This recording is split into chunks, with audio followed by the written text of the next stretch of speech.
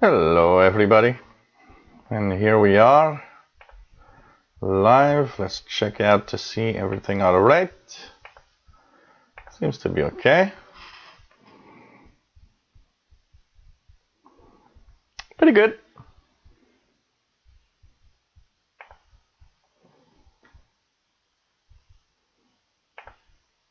Hey everyone, welcome to the live show today.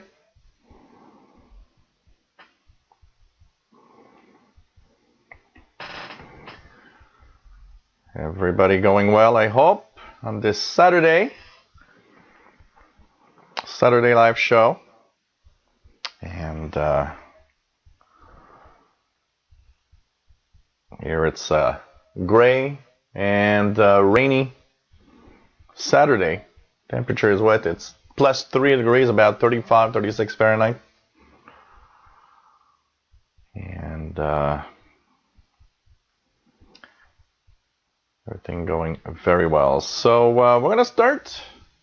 Just checking out if everything is all right. Yep, okay. Hey everyone, welcome.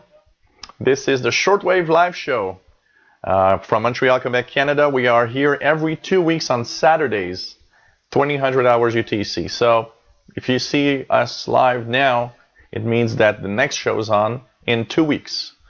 Unfortunately, I still need to keep one Saturday empty because if I don't, I will have someone that's not going to be very, very happy with me. So let's, for now, keep it at one Saturday.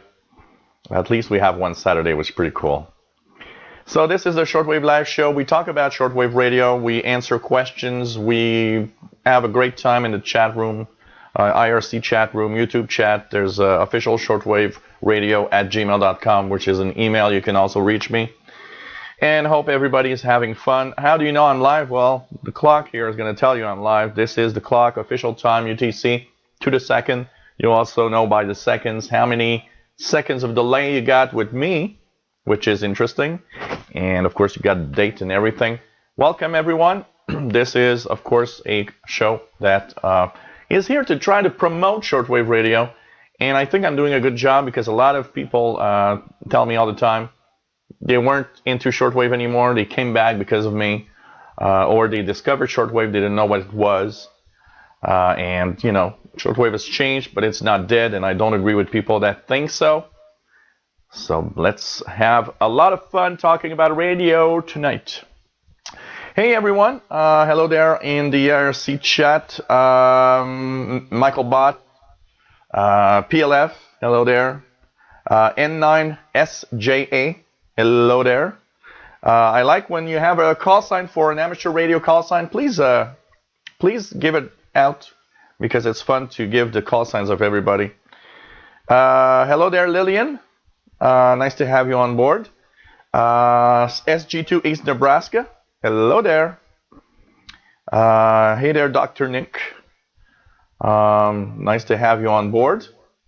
Also in the YouTube chat, we have, hello there, Carol T, KF7ELY, Jeffrey Kropp, hello there from New Hampshire, Thomas Brogan, hello there from Scotland, Max Doloff from Pennsylvania, nice to have everybody here, and what else do we have, DX Place, hello there, R0773N, hello there, Juan Amigo, hello there. Fast Load, hello there. Vensterbank, Calvin, 29 or 001. I always say Calvin anyways. James Megawatt, it was nice to have everybody here. What else do we have in the chat? Richard Cook, hello there. Andy Tobin, greetings. Nice to have you on board. Nick Amendot from Romania. Really nice to have you on board as usual.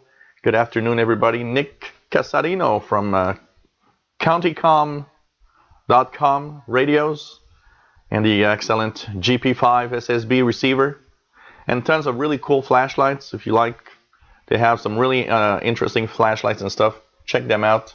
Really cool. And hell from rainy California. Apparently, you guys are getting really like these big storms in the past few days in weeks, if not weeks. Danny Shortwave and Radio DX, hello there. I am in Montreal, Quebec, Canada, by the way, for anyone that's asking, because I get asked that all the time. The cat is fine. He's sleeping in the living room. He's surely going to come over and say a little hello. Usually when I start talking, for some reason he gets this urge to come over and see what's happening. Why am I talking? So he usually comes and says hello.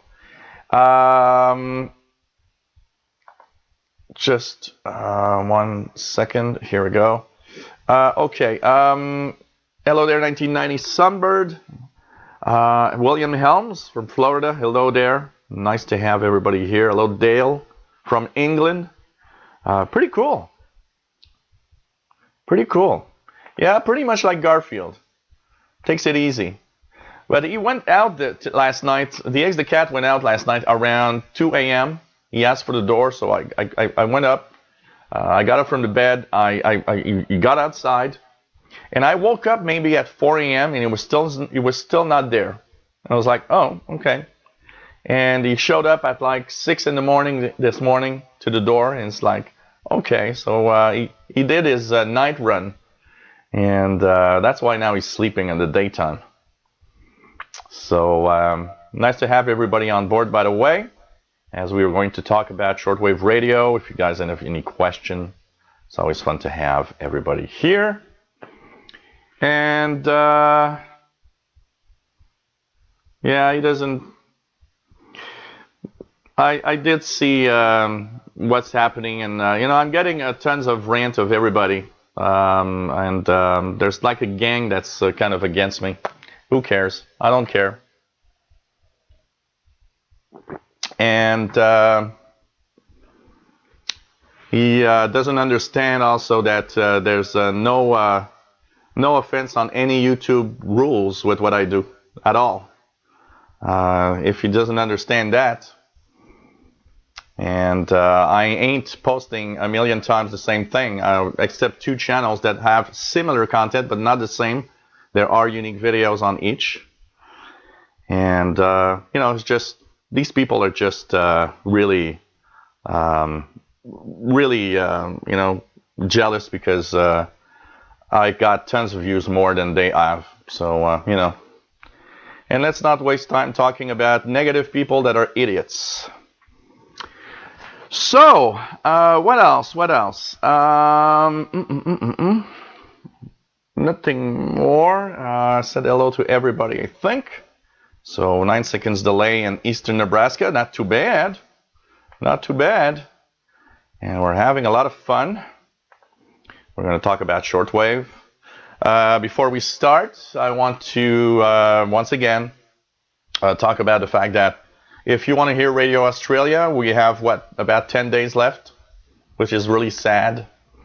And that is unfortunately the fact that they're going. There's an online petition. There's you can write to them. There's a lot of opposition in Australia and across the different neighboring countries because a lot of the information and a lot of the news comes from Radio Australia shortwave through the Pacific area. And many countries rely on Radio Australia's news and weather bulletins across the Pacific because that's the only way they're getting some information. Apparently the head of Radio Australia and the ABC is apparently somebody that's very controversial. And he took many decisions that apparently are very, very negative. And all I got to say is, we'll have to live with the fact that it doesn't seem like we're going to be able to turn around that decision of, shutting down shortwave for Radio Australia. And it's really sad. So, let's make it a something that we need to do this week, in the mornings, wake up and listen to, in North America to that 9580 kilohertz frequency. because it's soon to be removed from the airwaves, unfortunately. And of course, in Europe, there are a few frequencies also that are good. Apparently, 12065 is good. And we have to live with the fact that they are going off. And even though we ranted, we sent emails and all, there's nothing at all that we can do about that. And it's sad. We're losing another shortwave broadcaster. Radio Australia is a big broadcaster. It's not like losing a very small broadcaster. They have multiple frequencies and multiple language services. Unfortunately, we're gonna miss Radio Australia. Really, I'm gonna miss Radio Australia. That's for sure. What else do we have? Solar flux, and we're going to talk about propagation and a little bit of solar activity again today. I think it's worth it to mention that. There is, like Carol says, the solar flux is a little higher. We have a few sunspots. We're going to talk about something because Richard talked about it, but also a few people I've seen gave out kind of false information. A lot of people saying, "Oh, the downside of the solar cycle is over. Now we got new sunspots and everything." Well, we're still on the downside. We're still going lower. These are temporary little,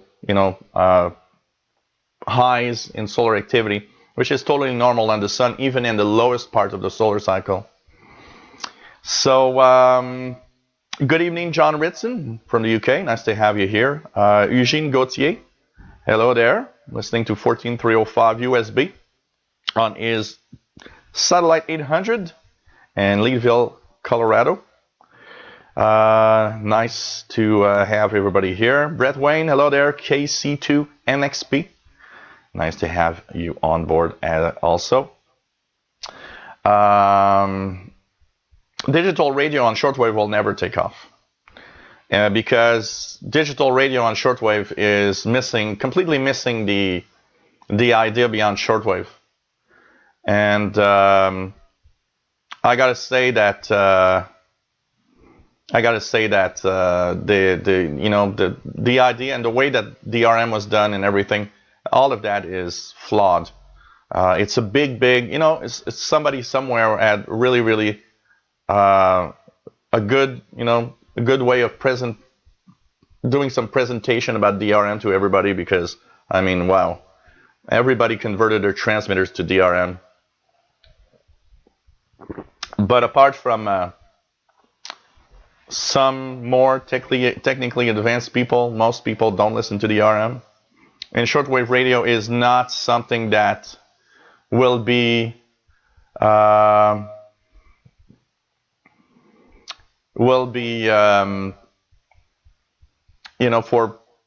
poorer nations, people that will not renew their shortwave receivers. I don't see somebody that has a shortwave radio saying, "Hey, I'm going to buy a new one because now it's DRM." And DRM is not good. I mean, unless you got a really good signal, it's difficult to decode. I can tell you that. And I don't think digital has a future on shortwave. I don't think it's something like that. There are a lot of people on shortwave. We never forget, but it was the BBC that released numbers saying that at any given time around our planet, there's up to something like 100 million, if not more, people that are listening to shortwave at any given time around the clock in a recent survey, and if not more than 100 million. That means there's a lot of people listening to shortwave. It's, I think more advanced countries are like not really, thinking, or, they don't want this anymore. Nick says, Radio Australia, let me make him an offer he can't refuse. Radelva65, hello there. Nice to have you on board. And I think I'm going to try again, but I heard a little earlier. It's not there anymore, but about 45 minutes ago, WWV was on 25 megahertz. I could hear it. So the MUF is pretty high. So interesting to have everybody on board. Hello there, Bobby Burgess. Been listening to 6855, 9840, and 120105. Cool. I hope you're enjoying that little shortwave radio. Hey, hi Mapper from Moscow. Hello there. Nice to have you on board.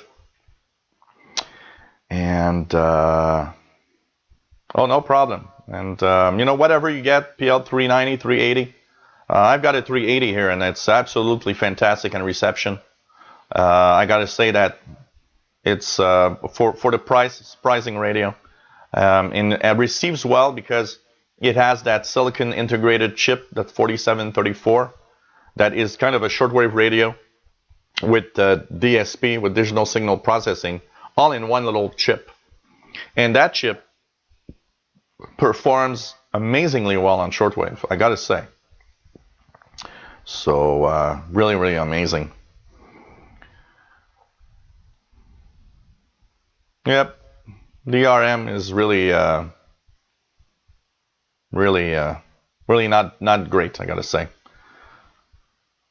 What will be the last shortwave radio station, CRI? I don't know.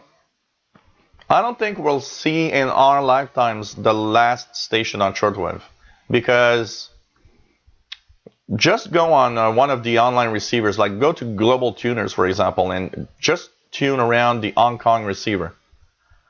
And I'm going to tell you, shortwave in China and in Asia is jam-packed like here it was in North America 20 years ago. There will not be I don't think when I die, I don't think there's going to be there's still going to be a lot of stations. It's just that they're reorganizing a lot, and one of the things that shows that there's still a lot of shortwave broadcasts is the HFCC. They meet up to try to prevent interference. So if they still meet up and there's still a lot of people joining this HFCC Congress, it means that basically there's still a lot of shortwave transmissions out there. So there'll still be, amateur radio stations. There'll still be pirates, of course. So it's not going to be, never going to be empty. There's always going to be something. But as for Radio New Zealand, I know that Radio New Zealand had a talk about leaving shortwave a few years ago. And they finally decided that they would stay on.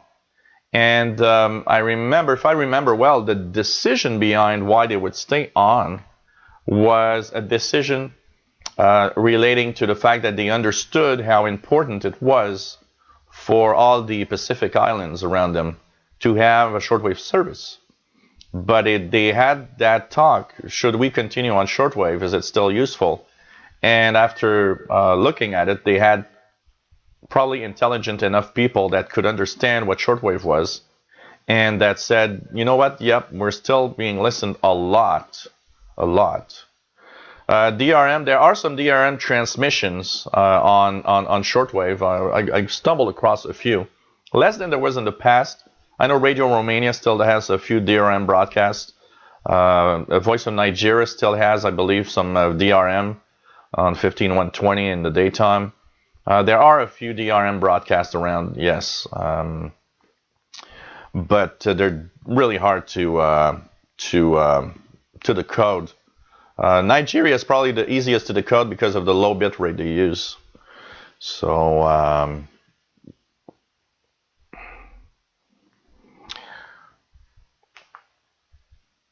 oh yeah, there's a lot of stuff like those time signals and everything, and that's amazing. That the first time I remember when I started listening to shortwave, the first time ever that I came across a time station, it always kind of surprises you. It's like, what's that? Why are they giving the time? What use does it have? Hola, Mr. Roman. Nice to have you on board, and really cool to see everybody here. So,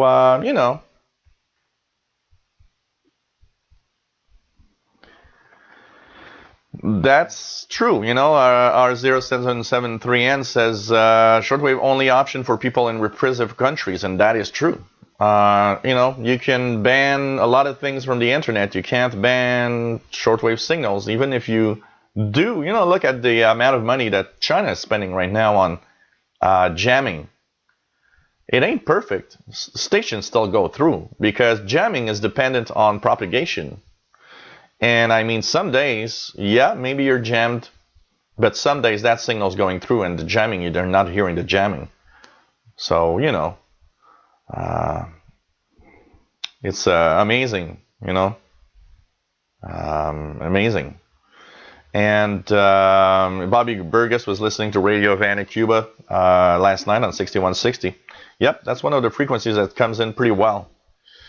Steve P. from Australia, hello there. Nice to have you on board. We're talking about your broadcaster, Radio Australia, leaving the bands, unfortunately. Oh, that's true, Carol. Radio New Zealand has some DRM. Niredun Mazari, hello there, salut, bienvenue. It's really nice to have you on board. AA5HL, no problem, late. You're just 15 minutes, 20 minutes late. I haven't missed much yet. Hello there, nice to have you here. What else do we have here? Hello, Hutchison. What else do we have? Okay, yeah, it's disappointing. It is disappointing. Well, you live at 10,000 feet elevation. Very poor FM, AM commercial transmissions on shortwave. I get a lot at night. Yeah, that's pretty good. Yeah, the only thing about SDR, you know what, SDR is cool, L. Hutchison, is just that it's more for the technically advanced most of the time. Most SDR, or if you want to have an SDR on your PC, you got to be a little techie on the side. You got to be a little more advanced than the average user. I think that will maintain a certain number of users because of the way that it is, and that it's kind of a cool way of listening to shortwave. But we got to remind everybody that most of the shortwave listening in the world is basically I would say a poor man's way of receiving international broadcasting, because a lot of people around the world are using these cheap little radios. And I mean, if shortwave wasn't something worth anymore, there wouldn't be, companies like Texan bringing like new radios every year. They have at least 4 or 5 new models every year, and they have tons of models, and they probably sell tons of radios. They have the Chinese market, but they're everywhere. And I mean, for somebody to sell such a radio, because it's worth it. Just look at ICOM. ICOM releasing the R8600, a wideband receiver. That means there's a market. There's still a market. They still believe they're going to sell enough of those to make it worth to have a design of a new receiver. I can tell you that. Yeah, I thought it had. It's just that you find a way to go there, because the PL365 is the same radio as the GP5SSB. So I was surprised that you didn't have long wave for sure. So Lillian says it's the first winter as a shortwave listener. That's cool. And Bobby Burgess, what is the best SDR dongles? Well, it depends on what quality you want to have, because there's different qualities. I'd say that if you want to stay on the cheap side and not pay a lot of money, the Soft 66 is probably one of the best below $50 SDR for shortwave and wideband listening. Above $50, then you start getting some interesting stuff. A lot of people are using the SDR Play. Stuff like that are better than the Soft 66. And yeah, you can get an outdoor antenna. It's the same as, when I have my Soft 66, which is right here, by the way, that little thing here, I've got the connector here. and it's hooked up behind. There's a little box that separates my connectors, and I have my outdoor sloper antenna on this little thing through the antenna input here. So I listen to shortwave with my outboard antenna for sure. So you know, that's cool. Everybody helping everybody also. Hey, Southeast Texas Radio DXing. Hello there from Texas. Nice to have you on board. And yeah, the SDR play for the price and quality is pretty amazing. Yeah, you can try an RTL SDR dongle with Ham It Up on converter also on a starter budget. That's not too bad. But below $50, I'd settle for this soft 66. Above 50, I'd try to go just far enough to get a just far enough to go into the SDR play, which is pretty good. There's tons of new radios on the shortwave radio market. There's ICOM has a desktop side, ICOM, probably one of the last makers of new desktop shortwave stuff. ICOM has the ICR 8600 coming out, and it's a really amazing radio. I mean, if I look at it here, I'm just gonna bring it up. I think I was looking at the Spectrum monitor yesterday evening, and I mean, let me just check it out here. Look at that beautiful radio. I gotta say I'm in love, but it's expensive.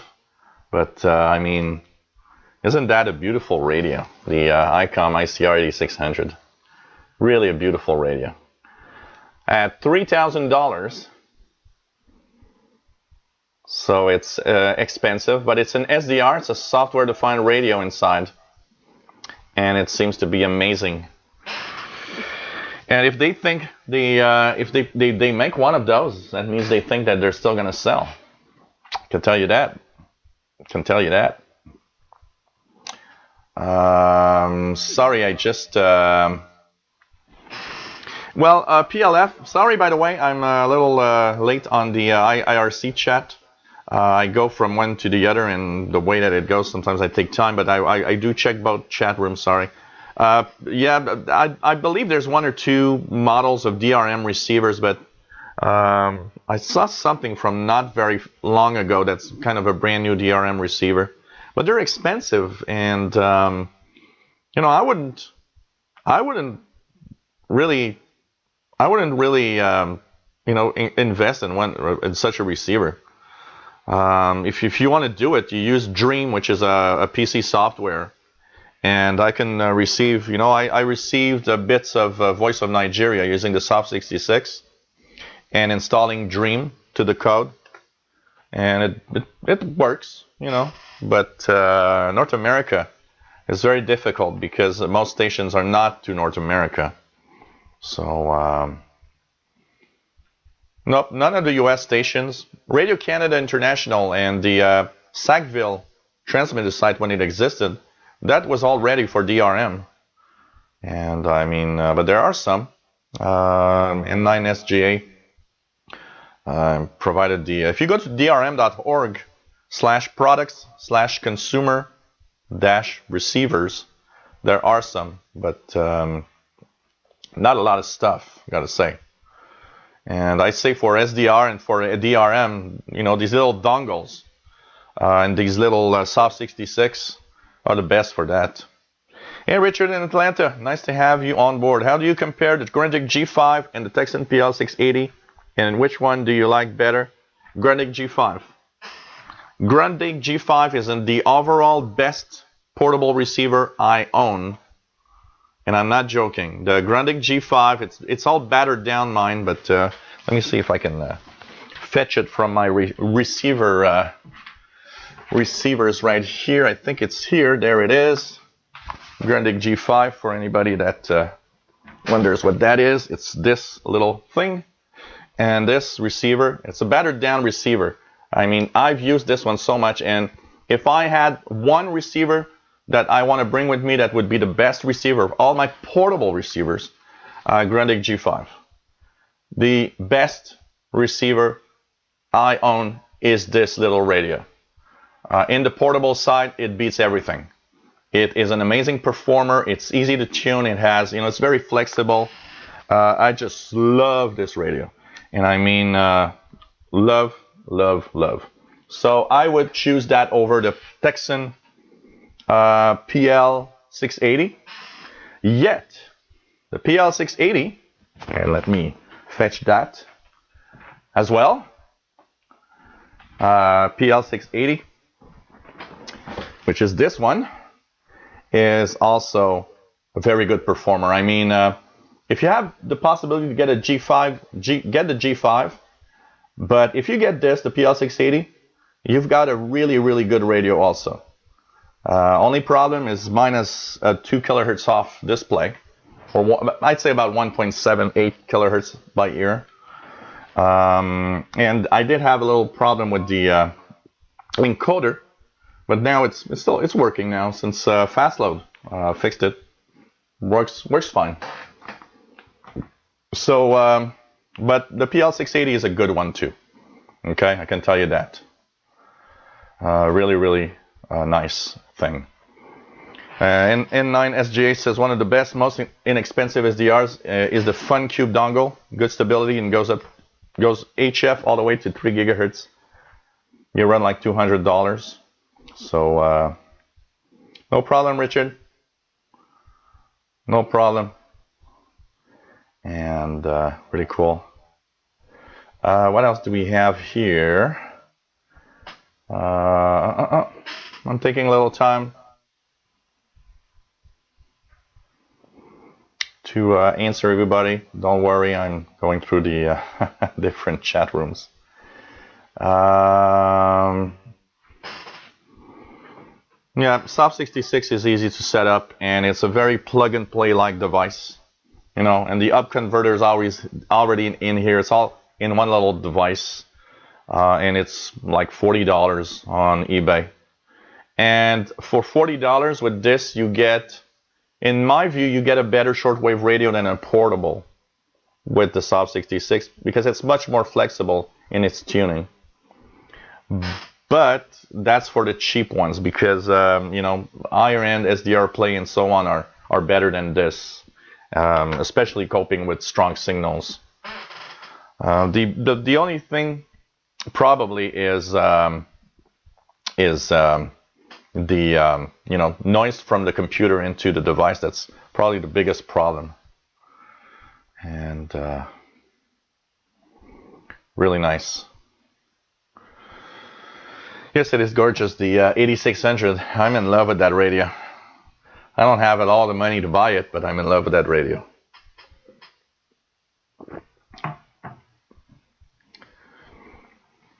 AA5 HL says the R9000 quite amazing gel receiver. The receiver only of 781 from ICOM. Yeah, I've heard that for people that want to get a good shortwave radio. That I think it's the ICOM 781 or something like that. That people are saying, well, buy that, and you got a transceiver. If you ever go and get your AM license, you are going to have a transceiver already, and that's also something to think about, and it's less expensive than the R8600. So Mad Radio DXer says Grundig G5, Eton G5, or Eton E5, which are the same radio, by the way. Excellent radio, gave me years of catches. Yep. The Grundig G5 is not sold anymore. It's been out of production for many years, but you might maybe find some on eBay. You'd have to search through eBay because I don't believe many. It's not easy to find anymore. The Grundig G5. I bought the Grundig G5 at a Radio Shack, if I remember well. And that is many years ago because it's been many years since we haven't had Radio Shacks here. So, and it was kind of on sale. I paid like 79 Canadian dollars at the time, I think. But at first, when it was not on sale, it was like 149. And then one day I passed in front of the Radio Shack store, and I entered to go see the receivers. And I saw it, 79 bucks on sale. I was like, okay, 79 bucks, I'm getting this radio. It's a great price. So PL680, the second one, this one is still sold on eBay. PL680 is in the range of around 120 US dollars. 120 US dollars. This is a long wave, medium wave, short wave, full coverage. It has a single sideband, and by the way, easy to tune single sideband because there's a little dent in the BFO, which is very nice. So, 120 bucks. You can also get the PL660 for around $100. That's also a great radio. Only things that's sad is sometimes they're off by 1 or 2 kilohertz. Depends on the one you get. It's a little sad for that.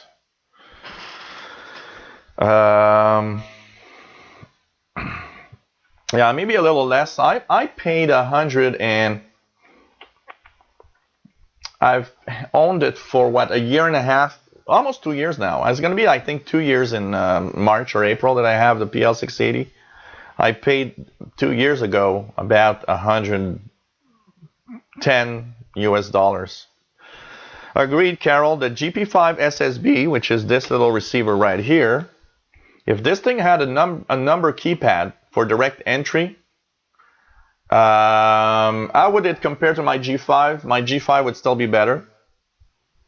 My G5 would still be my favorite. Yet, I gotta say, GP5 or PL365, these are amazing little radios. This is a great performer. Really, really amazed at the performance that I get out of this. And I'd say one thing that I would love, that I love on this, that I do miss on a Grenic G5, say, is that famous ETM, the easy tuning mode function. Boy, I love that functionality. It's amazingly cool. I mean, you just let it scan all the shortwave bands, and then it tells you, okay, I found 18 stations that I received. You just go through the different stations. I got to say, I love that functionality of the Grenic G5. Really, really amazing. I got to say that. So, really amazing, I got to say.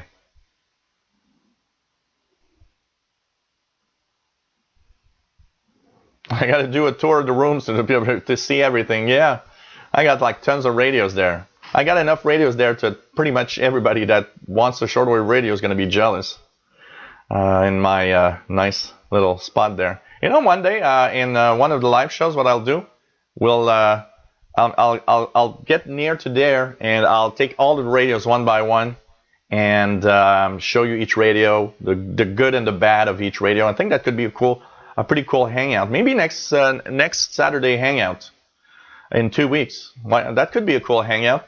I'll show you guys every shortwave radio one by one. That could be cool. That could be really cool. So, really nice. Has anyone used the Mini Whip? Danny Shortwave Radio DX asks, has anyone used Mini Whip HF VLF active receive antenna, 10 kHz, 30 megahertz from Russia? Just ordered it on eBay for $39. I should have it in a few weeks. From what I hear, it works really well. So, Nirudin Mazari, j'adore le PL660. Le PL660, the PL660 is a great receiver. C'est un très très bon récepteur. Si tu achètes un Texan PL660, tu vas adorer. Really a great radio, PL660. So, yeah, it's possible. I haven't checked the price of the Texan receivers in a little while on eBay. I used to check all the time just because I wanted to check if they had new receivers. And because, Texan surprises all the time with something new. And but I haven't checked in a while. I guess it's because of lack of money of buying a having not having enough money to buy a radio. Oh, that's true, Fastload. You got a point there. Each radio, Yes, there is a story on many of them. And yeah, that could be fun. In 2 weeks, we're gonna do that. I'm gonna be there where I'm gonna actually take each radio one by one, and some of them have a story behind them. Some have a story with something that happened when I got it, or something I received, or the way that I got it, or acquired, or where I got it, and the reason behind it. There are quite a few here that have a little story behind them. That is true. We're gonna check that out. That's gonna be cool. So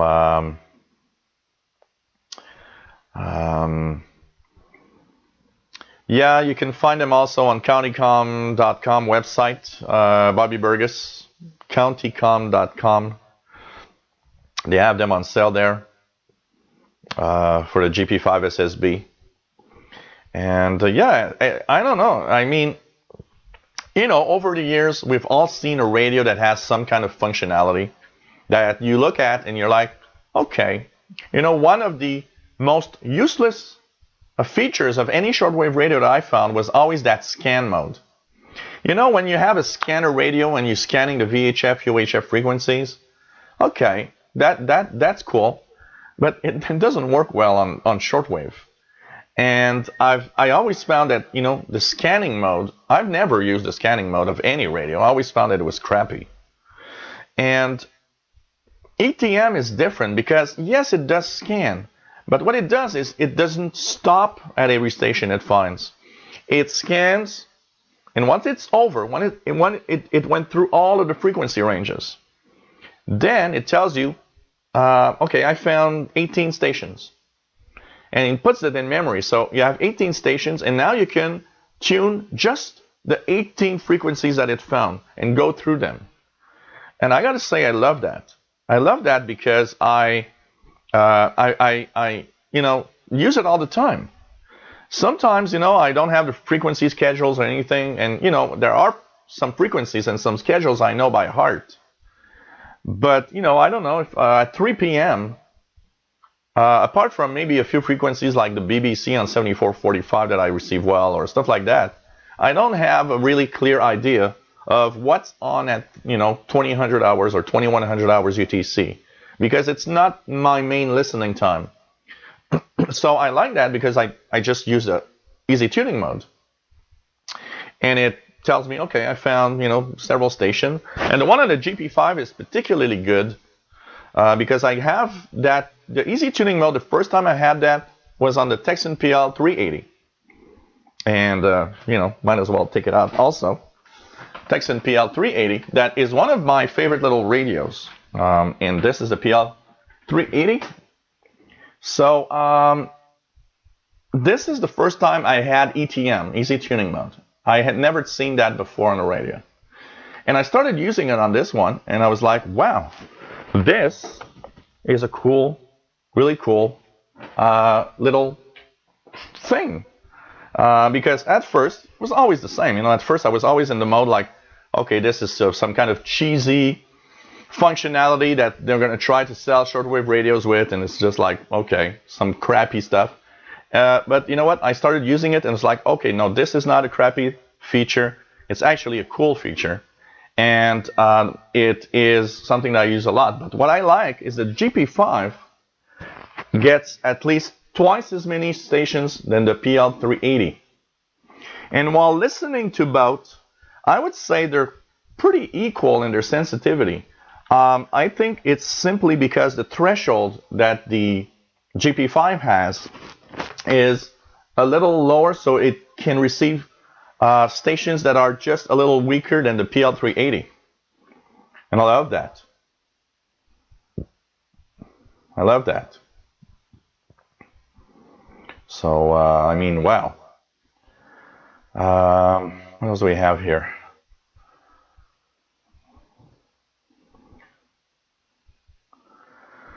Shortwave guest. How can I improve my shortwave? I have a Grundig 750. I use long wire and height around 30 feet. The receiver is nice and sensitive.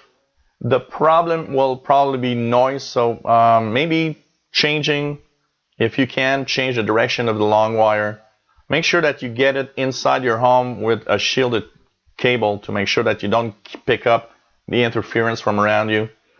Try different types of antennas and try different lengths of wires if you can.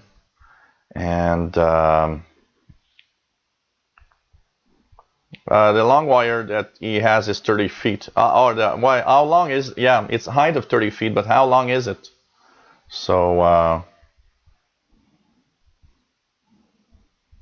because, you know, a long wire is a long wire. And I mean, it receives, in general, it receives really well. The major problem with long wire is it receives also very well the noise around you. And so that can be the problem, noise. Have you heard anything on the new Texan S8800 SSB DSP portable? I didn't even know they had a Texan S8800 SSB DSP portable. So I can't help you there. Anybody have news on that? That could be nice. That could be nice. S8800. Huh. That would be a new one. So, well, the antenna system, you know, like Radioactive or Carol says, the long wire or the wire system is, of course, very, very important for reception. It's one of the most... oh, okay, thanks for the link, SG2. Let me check that out. Texan S8800.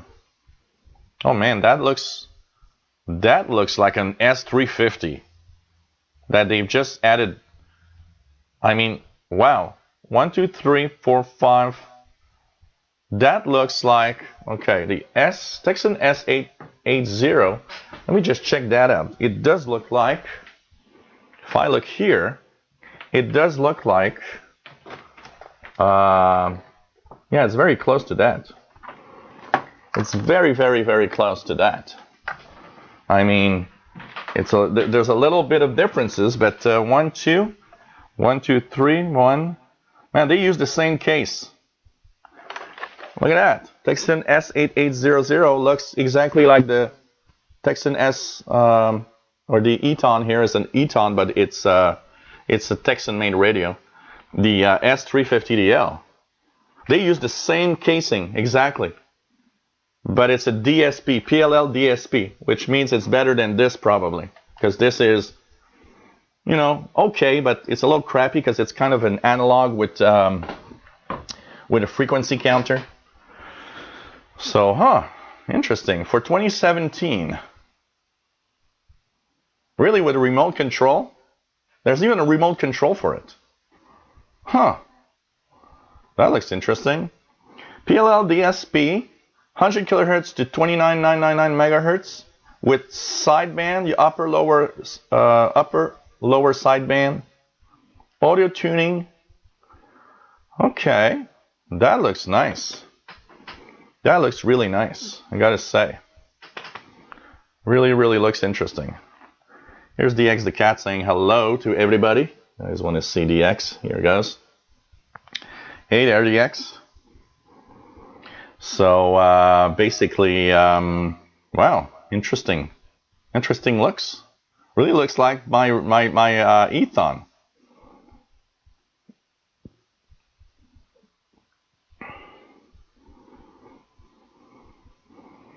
Oh, I've seen that, but I've never built a Foxhole radio, Calvin.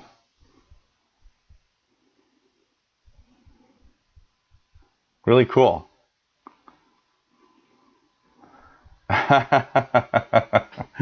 Universal Translator stopped working for a minute. Yep.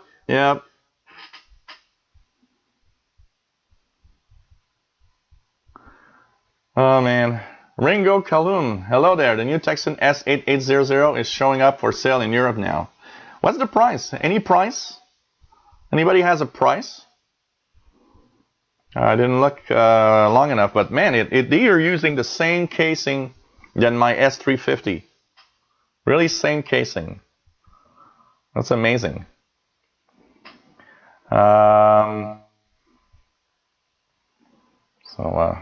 Okay.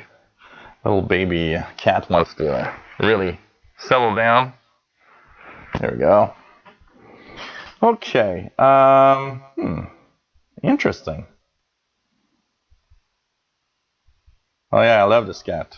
This cat is amazingly, we're in love.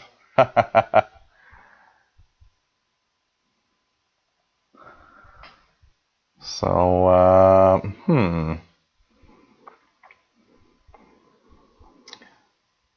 that looks cool. I gotta say, Thomas Brogan, the Texan S8800 with SSB DSP does look like a nice radio. That would be something I'd like to have. Hey, hello there, Jose Luis Pena, EC4TR. Nice to have you on board. Yeah, one little thing that I hate, but it's common to a lot of receivers, the GP5 SSB, Texan PL380. They have one little flaw that I hate. When you tune around the frequency with the dial, with the button, you get a chugging. Every time it switches frequency, there's a chugging. That's something I hate in a radio, but gotta get used to it. So basically,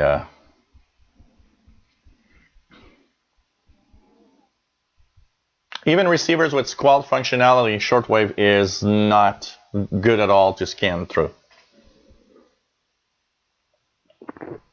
Shortwave never been a good frequency range to scan in radios. So pretty amazing.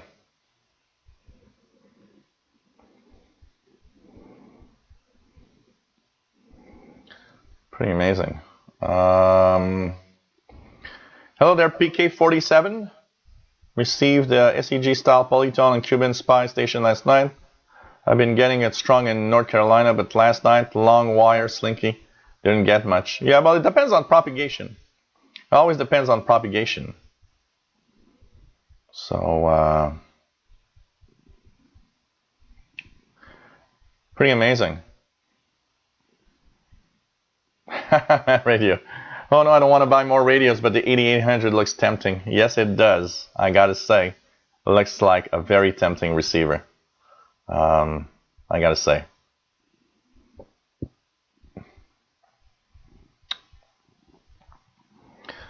What else do we have?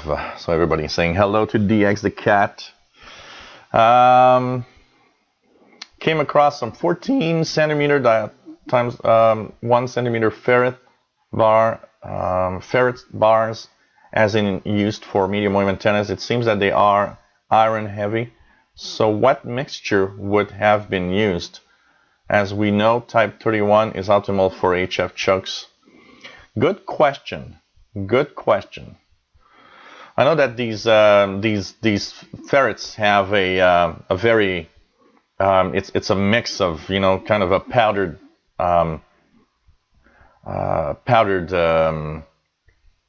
iron and a mix of some other stuff to kind of make it just the best to resonate.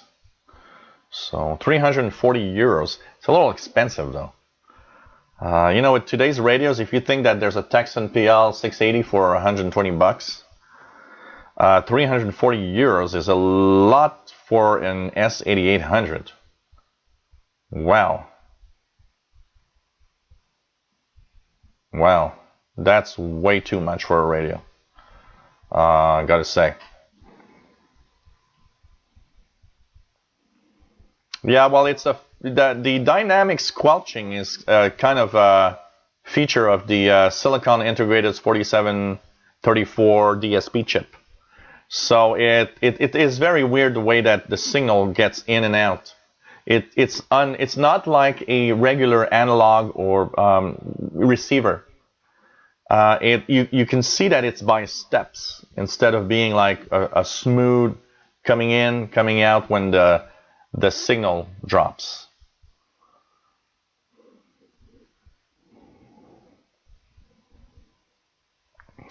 S880 coming early March, according to Anna from Anon Co. Huh. Hello there, A. Griffin. Nice to have you on board. So, interesting. Interesting. That is interesting. That's way too expensive, though. I would not pay 340 euros for sure. Hello there, Louis. Where did I buy my DSP? Can it be used in any shortwave? My DSP here, well, I bought on the Radio Shack store 20 years ago. It's an old box. It's an old DSP. Yes, it can be used on any shortwave radio because it's an audio DSP. That means you take the audio out from your radio and send it to the DSP box. And then from there you can drive an external speaker. It has a speaker in it on the top. So it works on any radio because it is audio only. And because it is audio, it has flaws. Because it's not the best place to have a DSP filter. But it has enough interesting little features that it is a cool little device to use. The best place you can look for that DSP, and by the way, the model is DSP40 from Realistic. I see some going on eBay for around $30–40. So you can check that out. And yeah, well, of course, 13DKA says if you use NRD 525 for $40 less, I think I would, probably get an NRD 525. I don't know. But the ICR 8600 from ICOM is a full DSP receiver inside. It's basically a computer receiving signals, all encased in one big box. So that's way too expensive, I gotta say. But if we wait, that receiver,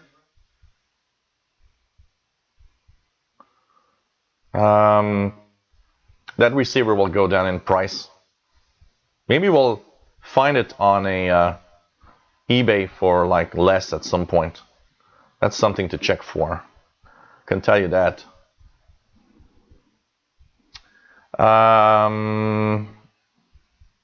Yes, the AJC sounds very, very noticeable. But it's a feature of the Silicon Integrated 4734 chip. I have 3 or 4 receivers that use that 4734 chip, and it is very noticeable in the way that the automatic gain control works. Pretty surprising. So if the S880 is based on the PL880, I don't know, maybe it's better to get a PL880 then. Hello there, Simon Smith. Nice to have you on board. And thank you very much for loving the live shows.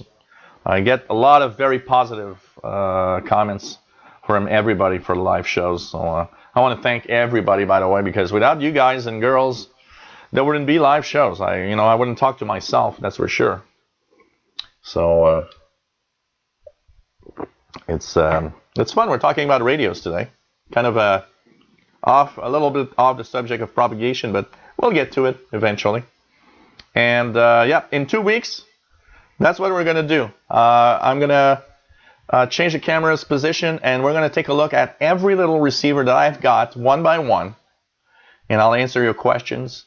I'll go from the crappy stuff that I've got to the really cool stuff, and I think it's going to be really, really fun. I've never thought of doing that, and I think that's going to be really cool. And like Fastload says, yep, there's a little history between that.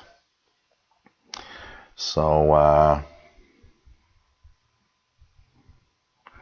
basically, nice to have you.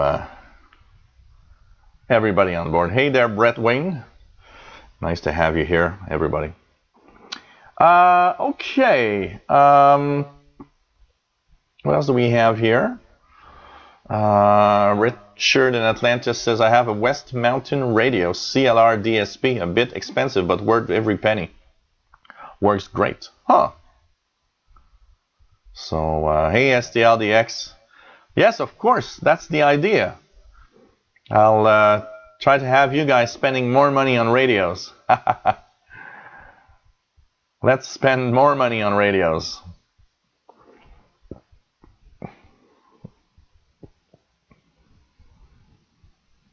The sync detector on the 880 is no good. It's amazingly good on the PL680. I gotta say,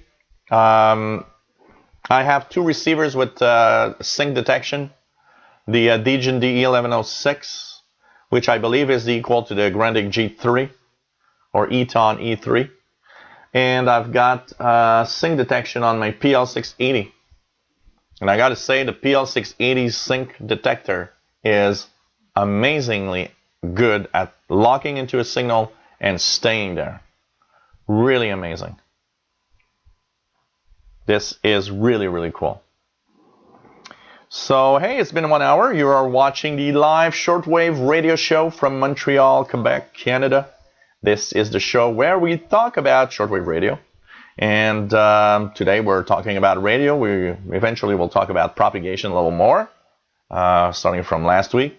Sorry for the low lighting, because I have noticed that I did a little bit of, in reorganizing my office, I noticed that I actually took one power bar out, which actually gave me also another problem, is that I couldn't plug in my my big projector that I use to increase the lighting. So sorry for that. Shouldn't be too bad, and hopefully it's going to be okay. And as we're getting into slowly, the sun is setting in not too long. Hey, Arjun from India, nice to have you on board. It's been a little while. Hope you're doing well, my friend, and welcome aboard the live show from India. Cool to have all these people from around the world. That's one of the things I love about doing these live shows all the time, having everybody from around the world. Niels Pettersson from Sweden, hello there. Nice to have you here, my friend from Sweden. Nice to have you here. That's pretty cool. PK47 says AGC and DSP. DGC settings take a while, even for VHF 8900 updated firmware, waterfall, remote. Huh. You know, it's kind of interesting. Thomas Brogan's got a PL880 and the SSB is second to none. Okay. Okay. So, okay. Thanks. I don't see myself because I don't keep an eye on the camera stuff. Usually what I do, today I didn't do it. Usually what I do, I put two laptops. The one that always shows my face, so I can always see that it's all right, and one that has the chat and everything else. But now I've just used one, and I do everything on the same. So I have to change and go through the different windows to have it working. So, but what I prefer doing is keeping the chat on, and also I've got the page that I see the status of my my feed. I always want to keep a little eye on the status of my feed to make sure that the outboard signal going to you guys is good on the internet. So pretty good. Well, you know what, PK47, the worst thing about it is that for the price, in the original price of the Aethon S350DL, it should have had single sideband. I got it for really cheap at the end, but man. KV2CWN from Florida, hello there, nice to have you on board. Radiolight.pt, hello everyone. Nice to have everybody around. Pretty cool. It's really fun to have everybody on board. And this is coming to you from Montreal, Quebec, Canada. And of course, we're trying to, and we are talking about radio. I think it's pretty cool. And I think it's fun to have everybody here. And today I wanted to talk a little bit about, so last time we talked about solar activity. We talked about, how it affected propagation of shortwave signals. And I wanted to continue talking a little bit about that because I think it's something cool. And basically, I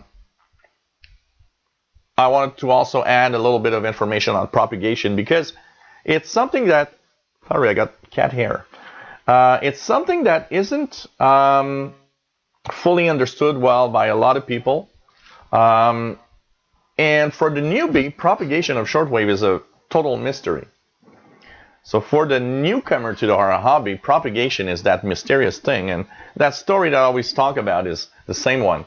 When I first used my DX100 right here, I remember I put up, at first I had just a little wire inside, but at some point I put up, 20, 30, 40 feet wire outside. And I remember listening to KBS World Radio on 15575, because they were using that frequency back in the 80s also. And that's direct from South Korea, and it still is. I remember receiving super well one morning, and I was like, wow, this is cool, South Korea. And the next day, no South Korea. And I remember, as a newbie that didn't understand much, wondering, okay, my antenna's broken somewhere. There must be something wrong with my wire. And so I took it out and put it back up, and I couldn't understand why I couldn't get the signal. I was wondering, is my radio broken? Is something wrong? And I guess a lot of people probably find that and think the radio's broken. Until one day I found out that solar activity and propagation and things change, and shortwave isn't like, listening to a medium wave or an FM station. It changes from day to day. So I think it's worth it that we check a little bit about the rules of propagation and why stations sometimes come in very well one night and not at all the next. There's a lot of little things that can happen. So pretty cool. And wow, this is cool. Arjun he's been away for a long time. He's busy preparing his amateur radio exam. Cool. This is cool. So, yeah, if anyone's interested, there's a 20 meters amateur radio contest right now. What's the name? Is there a special name? Let's check it out just quickly here. Any signals?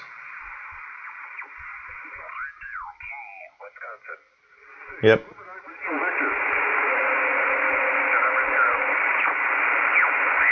Yep. There's a lot of signals of amateur station. Radio Mike. Todd, Tango Oscar Delta, Mike November. Lots of little things happening. Oh, it's fun because, I like contests for one thing, because the contest makes, the amateur bands come alive. So he's hearing contesters on 15 meters, and also on 10, there's nothing on 10. That's Carol receiving this right now. So as the sun sets here, maybe 15 meters is still there a little bit. So pretty cool. And really nice. So North America QSO party. Oh, that's cool. That's cool. I like contests. I always enjoyed contests. I like the ones, where they are international. There's like the CQ, SSB worldwide, stuff like that. Always fun to have signals from all around the world. Really cool. Oh, you heard the thud. Oh yeah, well, it's a big cat. So at night I'm surprised when it's very, very quiet how well you can hear him walk across the floor. It's pretty surprising. So pretty amazing. So WWV at 20 megahertz still strong in Yonkers, New York. Yeah, I think it was pretty strong still here. Let's check it out. Well, it's rather weak now. 15? Oh yeah. 15 megahertz is it's quite strong as 8. So oh yeah, he's got a winter's coat because he goes outside even when it's -10 and he doesn't even care. You know what? At first I was a little a little worried when he wanted to go out at -10, -15, because I thought, maybe he's gonna be, freeze a little bit. Man, the cat goes out at -15, and it's like nothing's there. Where I've noticed that there's a change is when it's about I'd say below -15. When it gets to -16, 17, 18, closer to that, now he starts to say, okay, now I'm not going outside. But at -10, -15, he doesn't seem to be affected that much. And that is surprising. I always thought maybe, I know that the worst is the little ears that can get frozen. Got to be careful. So, okay. North American contest. So thanks everybody for answering that question. And North American SSB QSO party. That's cool. That's cool. I always like listening to amateur contests. It's fun to receive stations from around. So, oh, cool. Argent's got cleared the general grade, waiting ticket now. And they have 2 grades, restricted and general. So, cool. That's cool. That's really cool. Okay. Okay. So basically, propagation. And propagation is something that is often not understood. So last time we talked about the solar activity aspect, having the some solar flares, all sorts of things happening. The solar cycle, when it's really, really high, really low, and everything that can affect our, propagation of radio waves on short waves. One other thing I wanted to talk first is about the solar cycle a little more, because I've seen a few posts this week about people saying, hey, there's sunspots now after many days of no sunspots. I guess we're in the new solar cycle that's, starting. And no, we're not. We're still in the dropping part of the cycle 24. We are almost at the lowest point of cycle 24. But what we need to understand is that the sun isn't, in the low part of the cycle, it's not, the sun is just quiet and that's it. In the low part of a solar cycle, there will be brief periods when sunspots will appear. It's just that they don't appear as often. You can be many weeks without a sunspot in the low part of the cycle. But you will have periods where you'll see a few sunspots or a huge sunspot appear. And for a couple of days, a week, week and a half, shortwave propagation comes alive on the higher frequency suddenly. And then the sunspot goes away and we're back into the low part of the cycle for many weeks. And that is the normal of, the normality of what the sun is about. It's never totally dead. And even in the low part of the solar cycle, it still outputs a lot of energy. But there will be less sunspots in general. And we are often weeks without sunspots. Now, last year, we had a certain number of days without sunspots. Already this year, we're seeing that there's not a lot of days with sunspots. And now there are some right now. And by the way, the numbers, I just want to say one thing. Because, people report the numbers. And so they're going to say, hey, 61 sunspots today on the sun. You got to understand that 61 is not the real number of sunspots. The number of sunspots, there's a math calculation done, okay? So even if we see one sunspot, even if you use a telescope and you say, well, there's just one, the sunspot number will not be 1. The sunspot number will be like 12. Because that's the way they're reporting it. There's like a math that they're doing that gives an odd number. So if you see, like today, 61, there isn't 61 sunspots on the sun. There's a little group, and each little sunspot, individual sunspot that they can see, makes that number go up pretty fast. So 61 means maybe there's just like 3 sunspots, or 4 sunspots grouped together. Often they're often grouped together like little islands, or But the thing is, there will be highs and lows, and that's what we're going through now. We're going to be in the low part. And I was looking at some of the. I'm hearing some of the aspects of the sunspot cycle, and also at comments that I've seen in many shortwave groups, where a lot of people are complaining of bad propagation and with the low sunspots in the winter time and everything. What changes in the winter, and that's one thing that's very important to understand, is that the propagation in the winter time and the summertime is of course very different. And one of the things that the winter time brings very often, especially in the low part of the cycle, is the fact that the higher frequency, or the maximum usable frequency, is often quite low. And because it's low, it means that in the night, in the evening, we've had nights where the maximum usable frequency was so low that I could barely hear anything above maybe 7 or 8 megahertz. And it's part of the fact that we're in a slump of the solar cycle, plus we're in the really, long nights of winter here in the northern hemisphere. And so the stations in the low frequencies propagate. But what's very unusual this year is that in December and January, we had tons of disturbances of the geomagnetic field. And basically, that came from the fact that there were some coronal holes on the sun. And what's that? Coronal holes are simply parts of the sun where the atmosphere kind of opens up a little bit, and the solar wind can escape a little more. And because it escapes faster and there's more particles coming from the sun, it interacts more with the geomagnetic field of Earth. So that means that when it pushes through the geomagnetic field a little more, what happens is that you also get small geomagnetic storms that appear from time to time. And that's been crapping out a little bit our shortwave propagation this winter.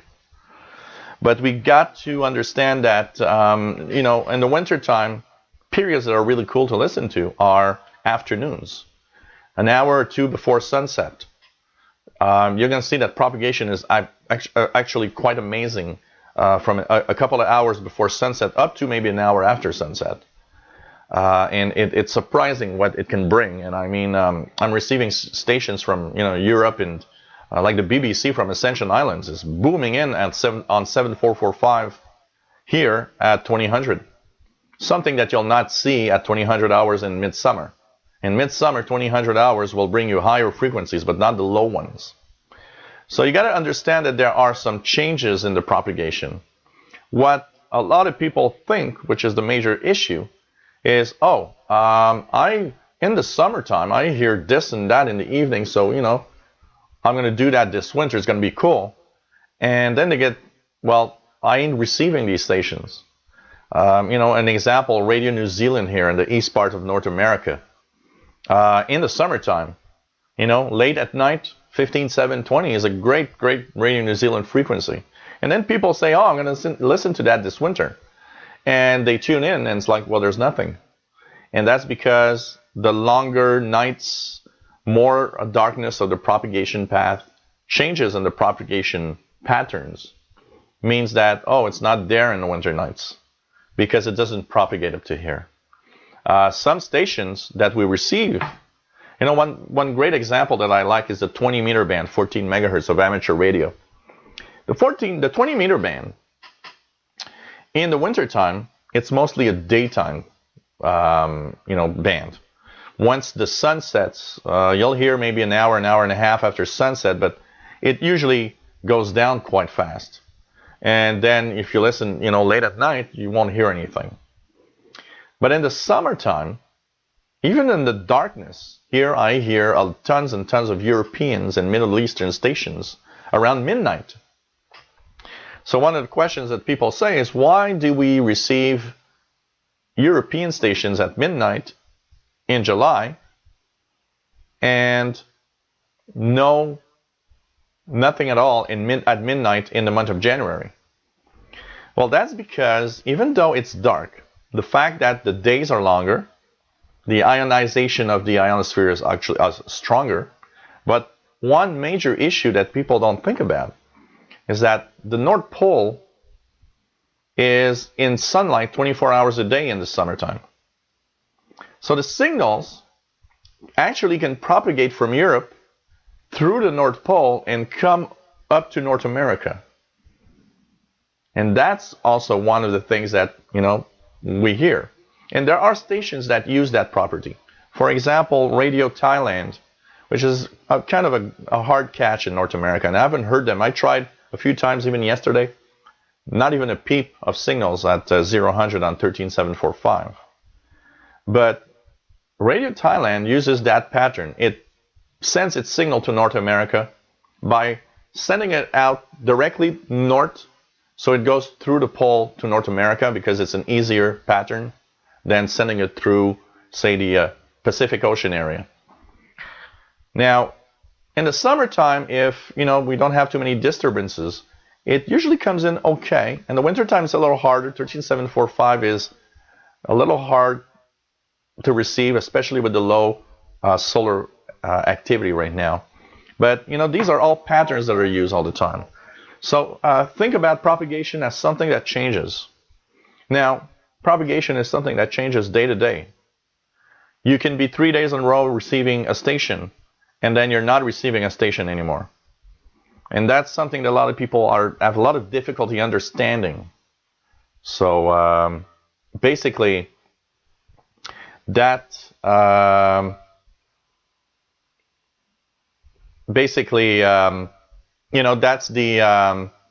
way that propagation works, is that you can't expect a station to be there all the time. Also, some stations, if you're near some stations, what's happening is that on some stations, what will happen is that they are a certain distance from you, and propagation isn't always the same. So it means that, say, one of the major issues with that here is WBCQ. WBCQ is in Monticello, Maine, which is not very far from Montreal when you look at a map. 7490 kilohertz, one of their main frequencies at night, propagates more or less to me, depending on how propagation is and how the ionosphere is.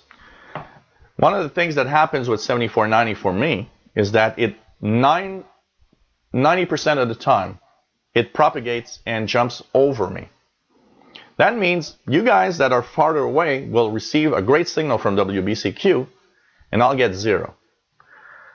But 1 out of 10 days, I'll tune in and it's super strong. Why? Because depending on the ionosphere, it can propagate better on a short distance. The short skip is good rather than the long skip. So distance, smaller distance works. It just depends on propagation all the time. And this is basically something that you got to understand also. Depending on the days, it's possible that signal on a certain frequency, especially the higher the frequency, the more chances, if you live close to a station, it will skip over you. Because shortwave is skywave. It's not ground wave like FM stations. So it's possible that it will skip over you. So if one night you don't receive WBCQ, WWCR, or stations like that, and you heard them many days in a row really strong, don't think your radio is broken or anything, or your antenna. It's just that propagation isn't working for you at the moment. So, these are little things that a lot of newbies don't really understand. And I remember seeing a guy that returned a Grundig receiver many years ago to a Radio Shack store. And I was there at the time. And he says, I think the radio's broken because I was listening to a station, a few days ago. And I can't hear it now. And I think the radio's broken. There's something wrong. And I was there, so I could explain. I explained to him a little bit that shortwave is different, and it's dependent of propagation, and it's not like FM or AM. And I would just like to know how many stations are how many radios are brought back to the dealer saying, hey, that doesn't work. And the advertisement also of listen to the world and stuff like that. It's a little more difficult to understand now, and it's there's so much thing that changes what we'll receive, even the local noise that we have in our homes, that people don't understand. So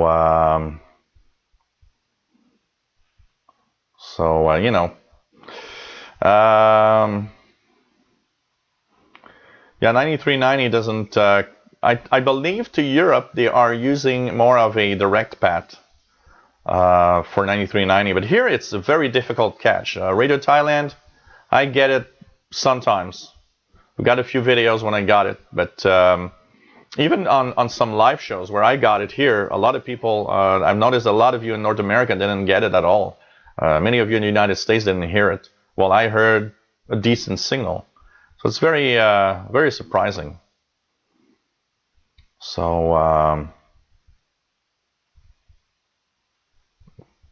well, Ascension Islands is something that's easy to listen. PK47. The BBC transmits. A lot of stations actually transmit from the Ascension Islands.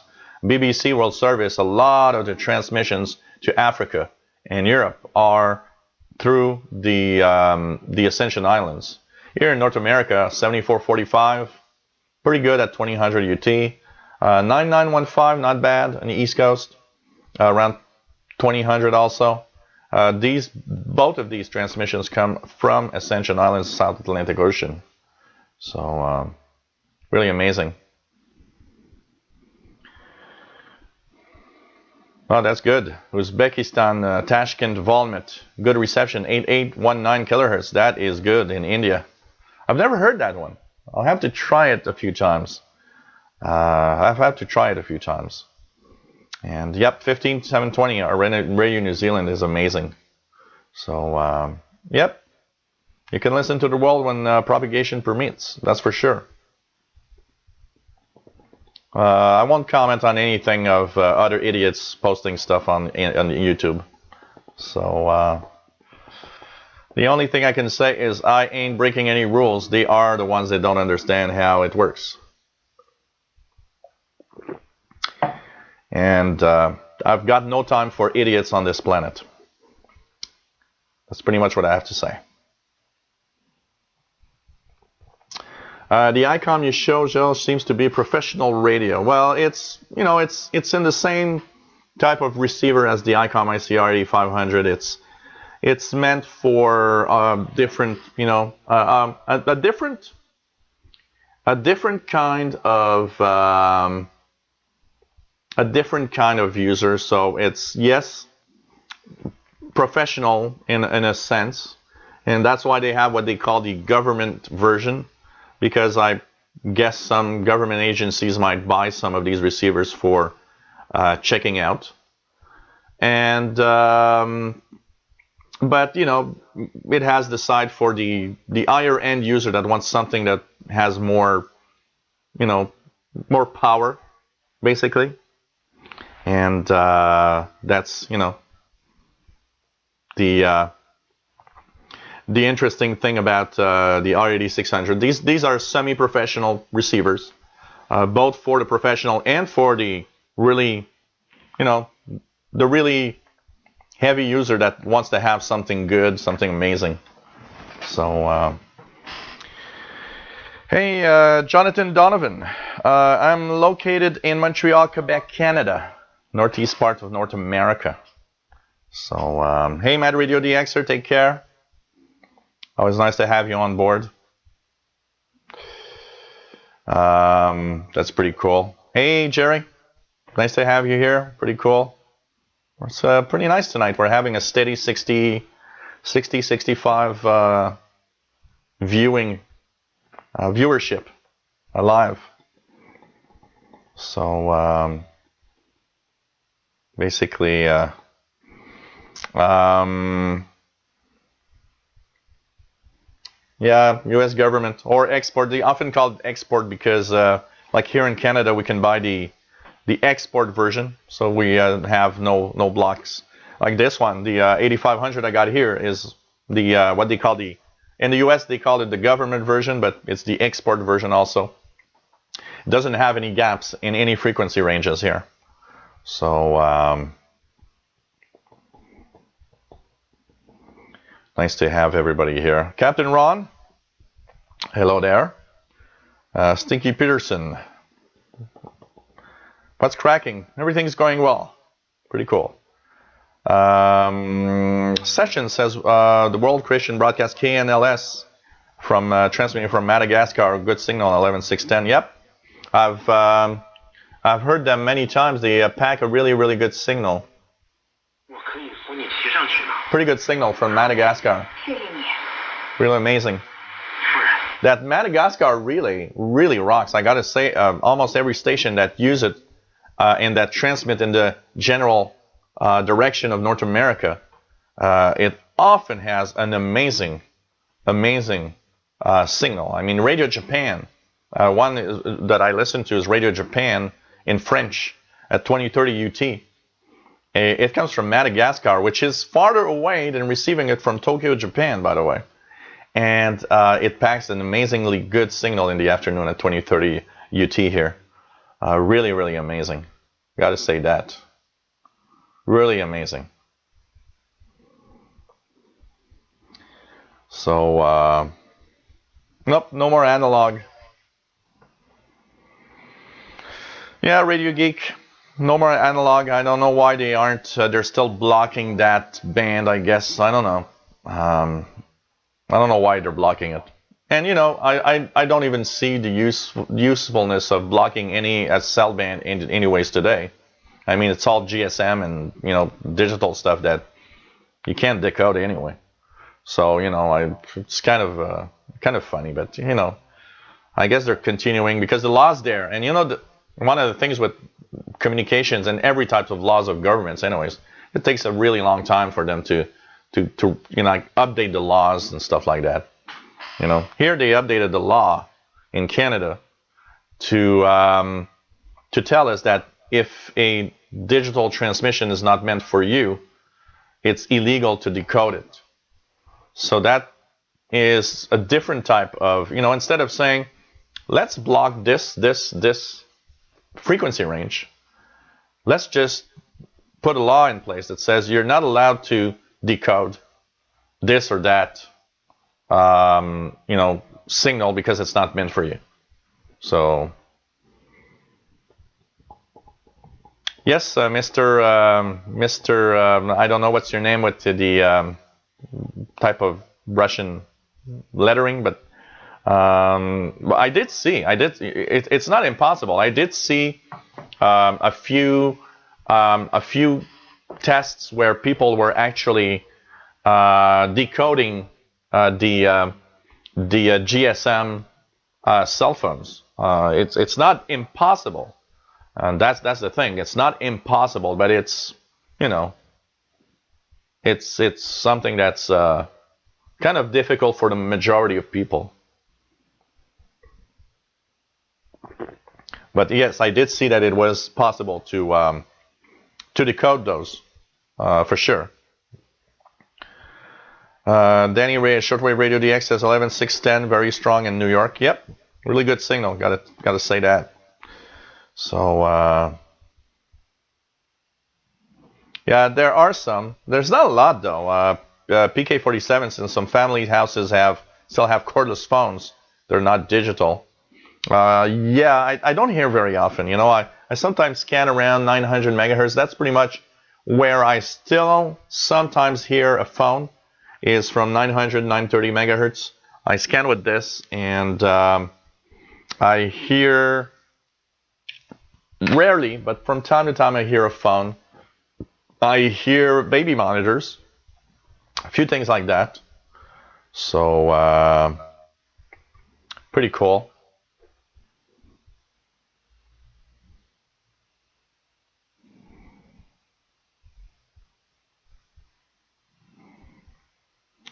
So, you know, but there's not a lot. The most surprising I've ever heard, I always thought that the cordless phones on 2.4 gigahertz would be all digital.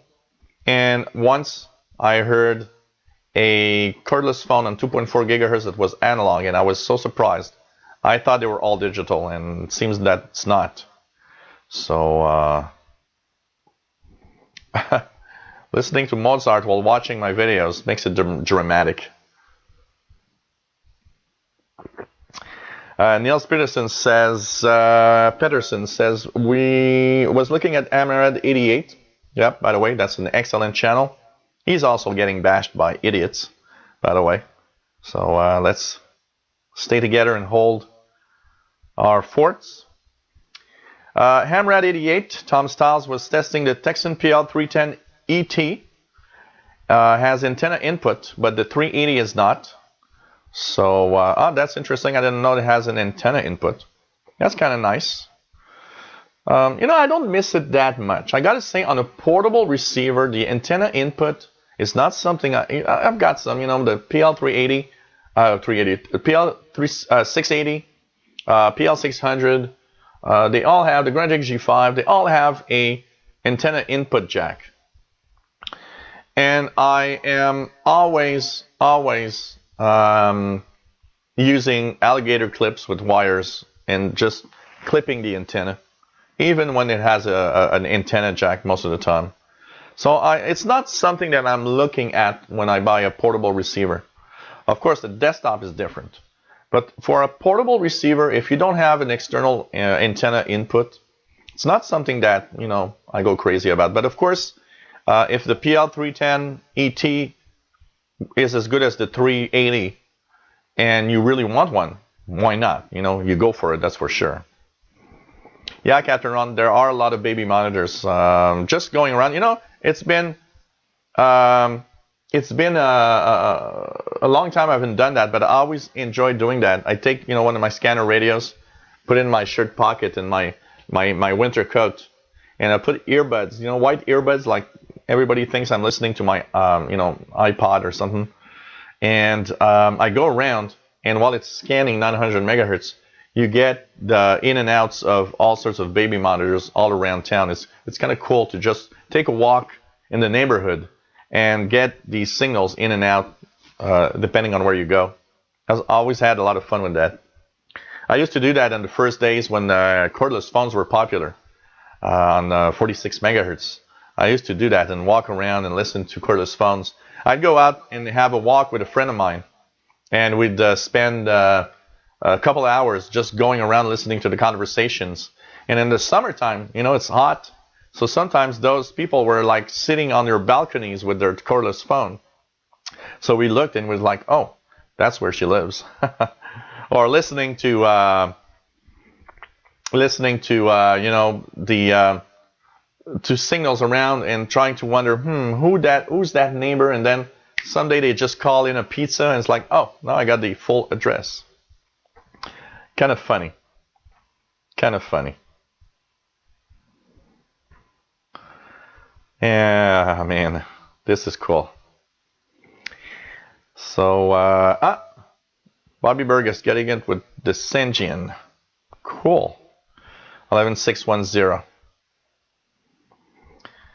Mr. Roman says, just funny note, the other day I was watching TV and one of my cheap two-way radios happened to be on in a charger. Some kind of transmissions or signal came on. My neighbor talking shit with their sis. Possible. I would say that's a baby monitor. You probably had a baby monitor or something. So,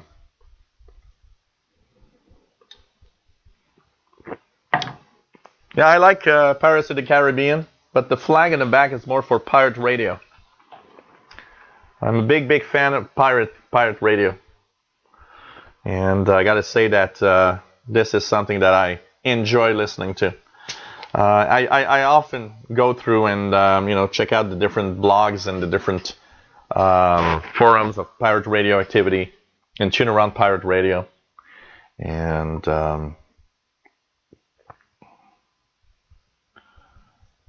it's just funny.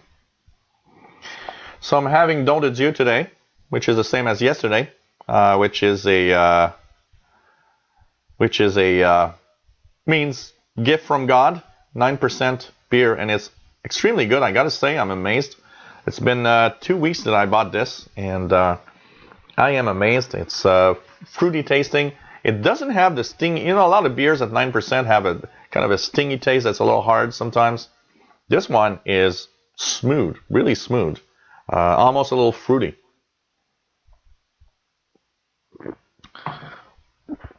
No, I'm not Somalian. I'm Canadian. But what is pirate radio? Oh, it's there are frequency ranges where you can listen in on. The definition of a pirate radio is technically an illegal transmission from somebody. There is a class of people that think that governments should not be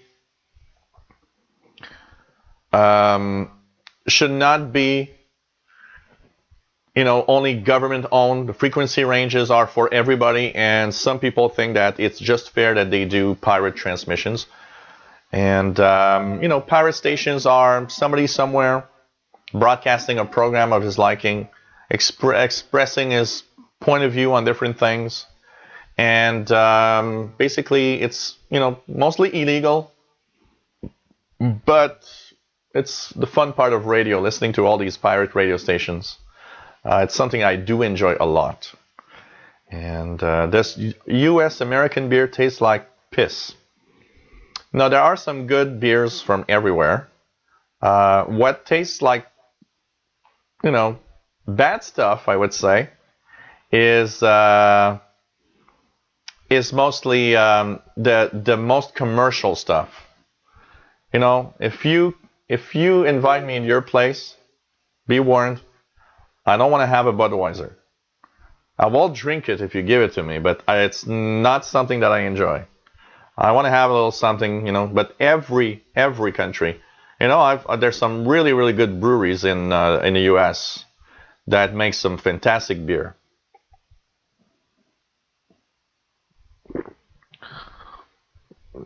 Oh, absolutely, Captain Ron. Some of the pirates are like professional stations. They've got equipment. They've got lots of power. Some pirates have lots of power. Hey, welcome back, Carol. And it's amazing, really amazing. So, but pirate stations are cool. For those that just a quick look. If you're in Europe, the pirate band in general is between about 6,200 to 6,400 kilohertz. In North America, 6,850 to 6,999 is often a frequency range. And I would say nothing right now. Two other frequencies to check for, and probably because of the low solar activity. 5150 has been one very, very active frequency lately. 5150. Right now, there's nothing. And 4020 has been a very popular one also. And I don't know if it's because of the low maximum usable frequencies. A few pirates have moved down. So 4020 and 5150 are to look out now. But 6850 to 7000, I gotta say.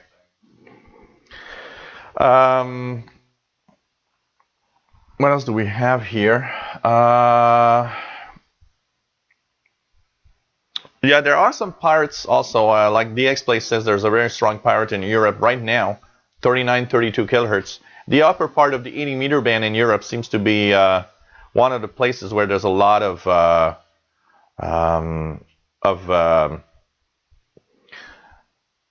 pirate stations. So I won't say what I'm seeing here, but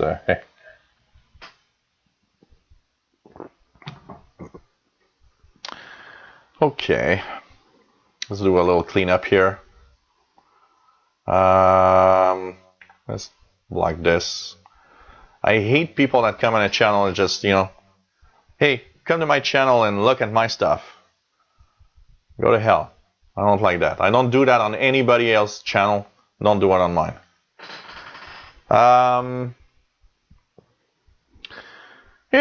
Pirate radio, I don't know. Carol T says, I would say that most pirates were former professionals.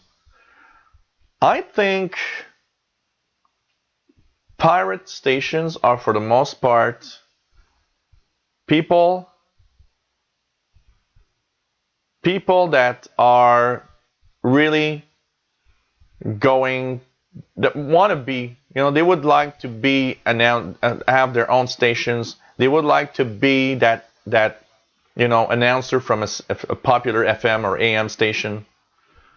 And they live the dream by just doing it themselves, having, your own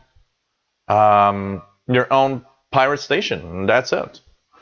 I gotta say, if I had equipment, I would probably have a pirate station on the air. I gotta say that. Can tell you that.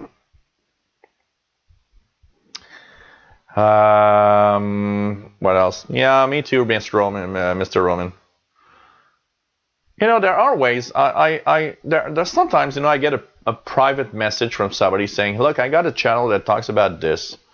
It'd be cool if, if you could subscribe and all. And if you explain it and you're nice and everything, but the only thing that I want to say is, on a radio channel, the only subscriptions that I will give are for radio channels only.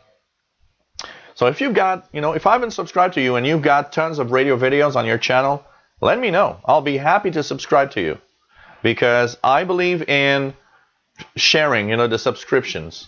It's an important part of being a YouTuber. Sharing, being able to help each other.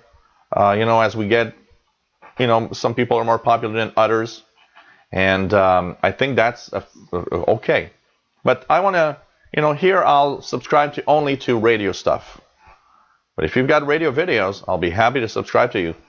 Send me a little email and I'll be happy. I always look at the videos before, but if you've got radio content, I'm happy to do that. And, if it can help you get more subscriptions and more views, I'm all for it, because, what drives us on YouTube is views. The more views you have, the more you can hope to do. But you know what? YouTube monetization is crappy, and it's not the best. It's not the best. I can tell you that. Jonathan Donovan, you know what? $14 for a beer, that's nothing.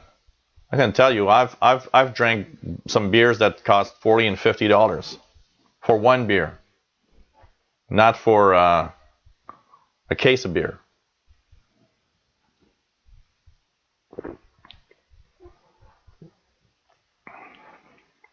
Captain Ron says 4020 relates to Mary Jane. It's like 5150. At first, it didn't ring a bell until I remembered the Van Halen album. And it was like, oh yeah, that's one of the popular Van Halen albums. So it might be related to that for sure. So it's it's pretty cool. Nils Pedersen says, Bud is too sweet, I think, like hell beer.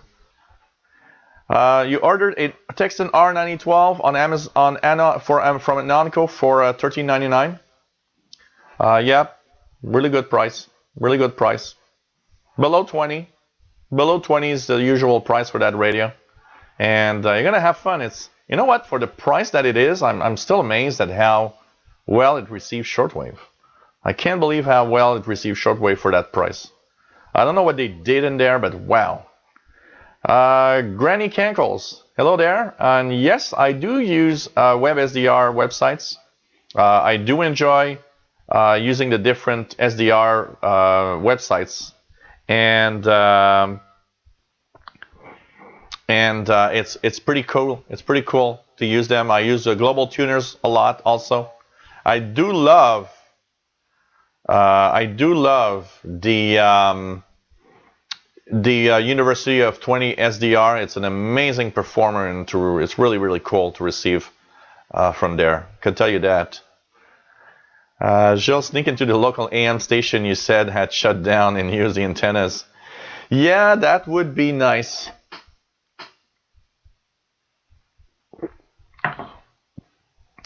Breaking and entering and powering it up with their 50 kilowatts. Man. Yeah, that could be an idea, Carol T. Forming a YouTube union. That could be an idea. I can tell you one thing. Only one thing that I have to say is all the ranting on YouTube and the fact that monetization is so horrible this month of January.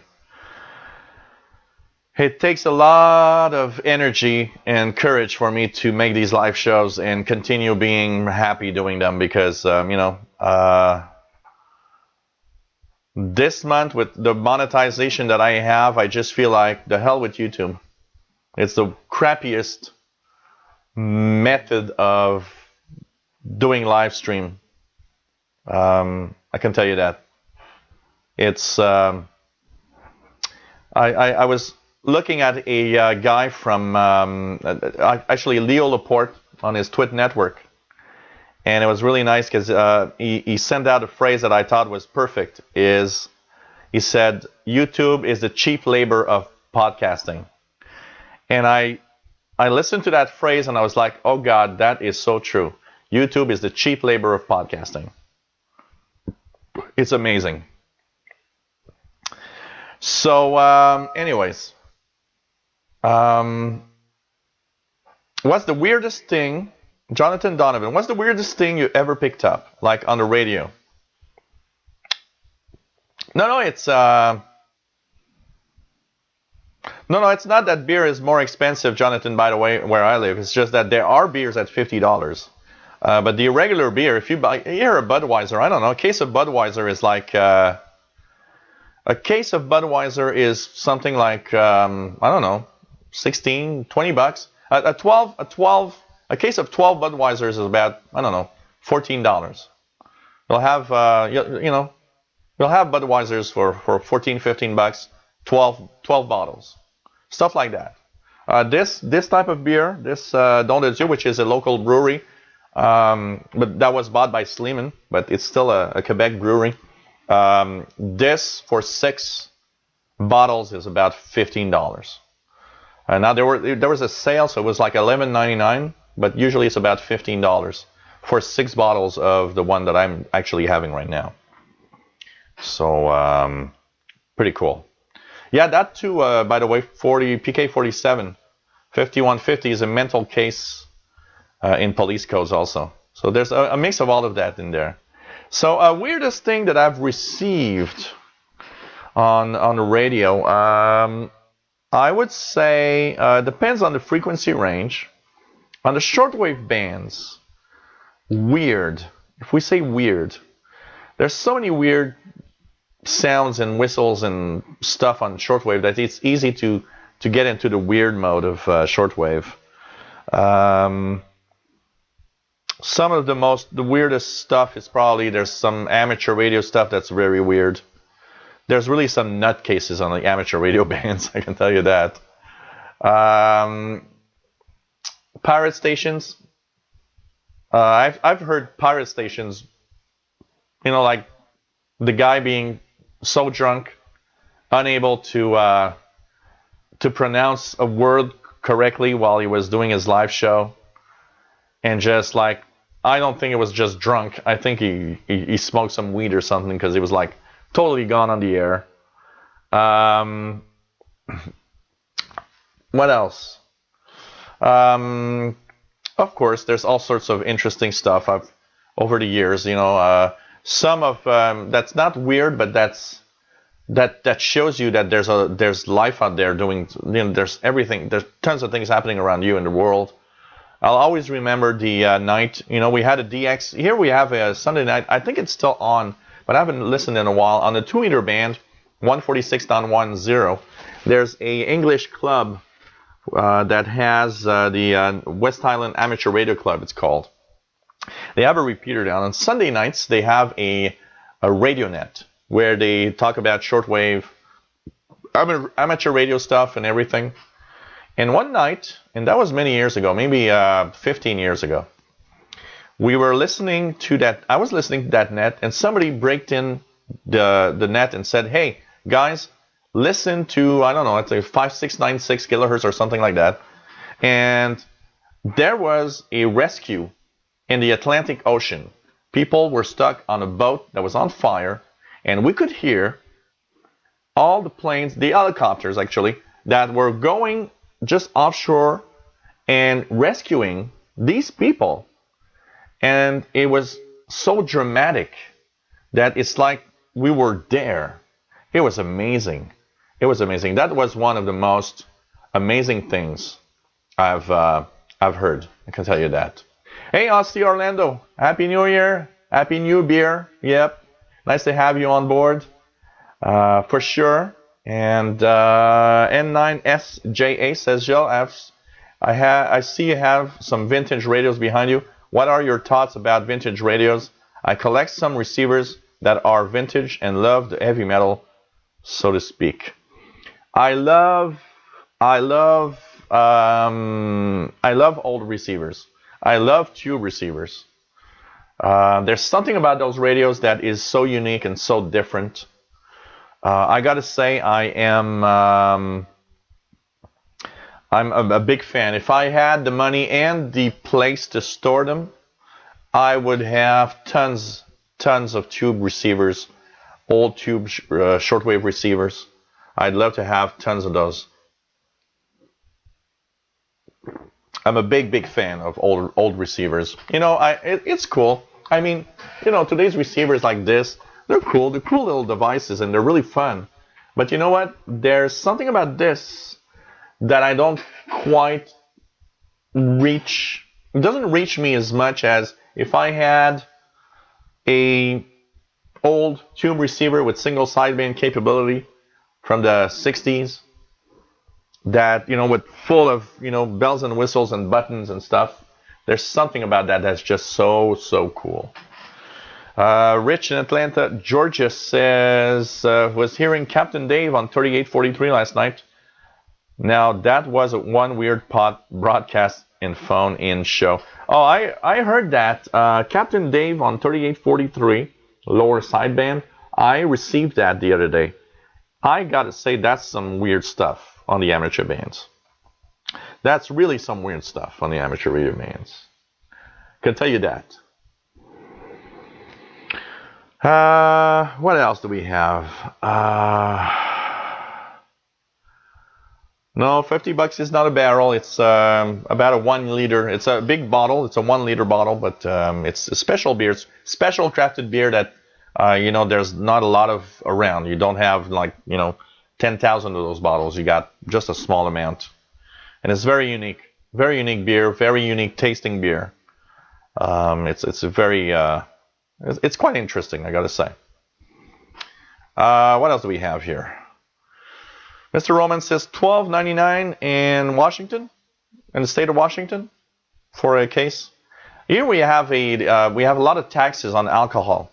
The provincial government takes a lot of taxes on alcohol. Can tell you that.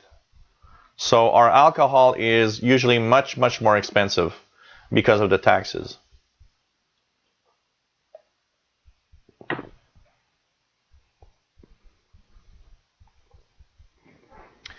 Midwest MSC. To answer that, I'm not doing YouTube for money. I'm doing YouTube for the fun of doing YouTube. But I think every YouTuber not only wants to have the fun, but if you can get some cash with it, it's cool. And I gotta say one thing is that I do it for the fun, And you know what? If I ever decide that I'm going to quit YouTube for any reason, the radio shows are going to be the last shows left. Why? Because those I do I just have a lot of fun doing this. I have a lot of fun doing the radio shows. And because that's my main hobby. But if you take out the radio shows, you know what? I love doing all the other shows, but it's a lot of time. And for some reason, there's a lot of people that don't understand if you take a lot and a big amount of your time doing stuff, the minimum is that you have a compensation in return that at least helps you compensate for the fact that you actually spend a lot of time. You know, I'm a real heavy YouTuber. I spend at least 25 to 30 hours of my week producing YouTube stuff. You know, that's why I got a lot of enemies, because enemies, why? They're just jealous people that, you know, go crazy over what I do, and you know, and who cares? They're just a bunch of idiots, and I don't really care about it. All I gotta say is, you know, YouTubers make videos. A lot of YouTubers, and I say most YouTubers, make videos to make money. They think it's a quick scheme that you make tons of money with, which is not. It's not at all. But you know, when you spend a lot of time doing it, you expect a minimum in return, and that's all I have to say. Okay. And if you're doing anything on the internet and you're not doing it for money at some point, I don't think you're doing it wrong. Okay, because what pays the internet? Okay, if there was no money on the internet, there would be no content on the internet, and it's something that's extremely simple. You know, ad blockers, I understand why they exist, because there are some really heavy websites that you look at the ads and you're like, well, that's a load of crap. But I gotta say one thing, that pays the content of a lot of people. And I am sick and tired of hearing people saying that, oh, you shouldn't do that for money, or you shouldn't do that for, okay? I can't, that's something I just don't want to hear, because I got to say one thing is that I take a lot of time doing these things. I love doing it, because before you make money, you got to love what you do, and I love what I do. But when you love what you do and no return is there available, at some point you get a little tired. I got to say one thing. I do take donations, and I got to say one thing that's very important. The radio channels, the guys and the girls on the radio channels are the best donators of all. And that I will forever be grateful. Because, I mean, you guys have come through to me much more than anybody else.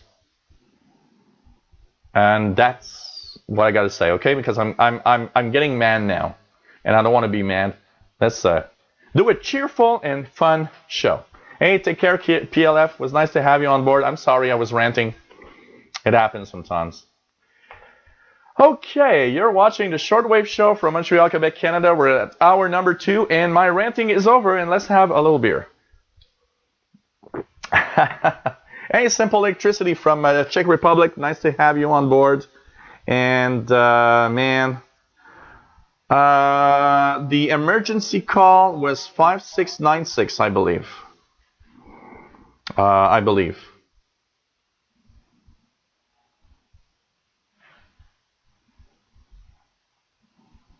Is that expensive beer a cat filtered beer?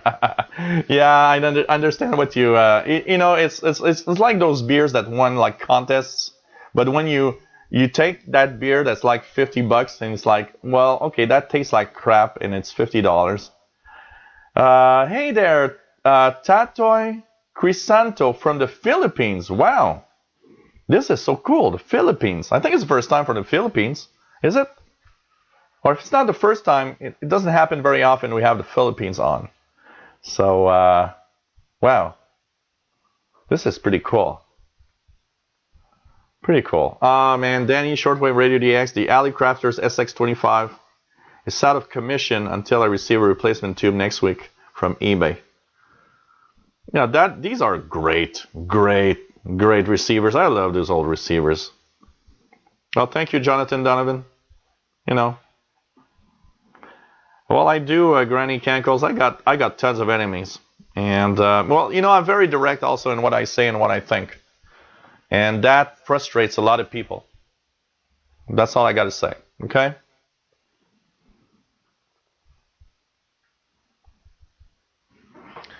Mr. Roman, you can make so much money if you put a girl in big. Yeah. Maybe I'm instead of YouTube, I should be on YouPorn with other types of content. I can't really say much, Bobby Burgess, about the YouTube stuff. YouTube is, of course, the majority of my income on video production. Okay, but lately, I would say if we put a number in percentage of donations versus YouTube monetization, donations are 20. I'd say about 20% right now of what YouTube gives me. Okay, and YouTube in the past 3 years, every year is dropping all the time, and January is the worst month ever right now. It's down about. This January is about. Let me just think. About 35% lower than January of 2015. 2016, sorry. Just to give you an idea. And it's sad for that. So, yeah, I should rant more. We've reached 70 viewers while I was ranting. I should rant all the time. No, I don't want that. I understand, Midwest MSC. Please don't take it personal, and I'm happy you're here. And there's nothing. I have nothing against what you said, or it's just that there are too many people out there that think everything should be free. I can tell you that.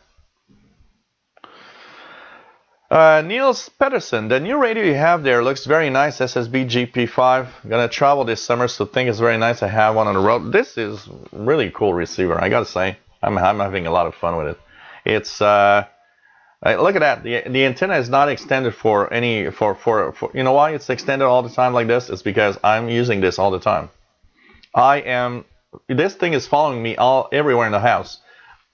I'm going in the kitchen. I'm making some food, bring this along, put the ETM functionality. Oh, okay, it found 16 stations, and I go through the stations all the time. So, it's just cool. It's just really cool. I love it. Hey there, Jeff, KD5QDO. Pretty cool. You missed the ranting, so that's the best part. Hey, David in Barcelona. How are you? Raptor 22 Stealth. Pretty cool to have you on board, my friend. And we have a nice viewership tonight. Reached 70. 70 is, I don't remember what's the highest live number that I've reached, but 70 is close to that, I believe. I've maybe reached 75 or 80 at some point in one of my live shows. To give you an idea, that's interesting. You know what? You'd think that on the Windows channel, because I have the Windows channel, I've got this channel, and the Windows channel has 27,000 subs. Here I've got, 8,000 subs? A little more. And you'd think that the 27,000 subs of the Windows channel would give me a live show that has more views. And the funny thing is, this channel gives me so many more views in every live show that I do. On the Windows channel, if I do a live show, I'll have at maximum maybe 40 live viewers. And after a week, maybe 600 or 700 views. Here, I do one show and I can reach 70, easily reach 60, 70. And after 2 days, it happened many times that after only 2 or 3 days, I get 1,000 views in just 2 or 3 days. That's why the others are jealous, because they don't reach that. But it's just funny, you know. Jeff says I'll catch the rant next time. You can jump over the rant. Yeah, you can jump over the rant. It's not important. Hey, the truth hurts. Nice to have you on board. And yeah,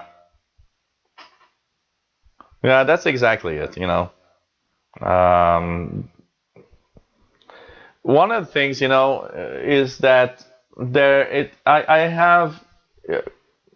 have enemies, but you know what? I have people that don't like me, but I pretty much ignore.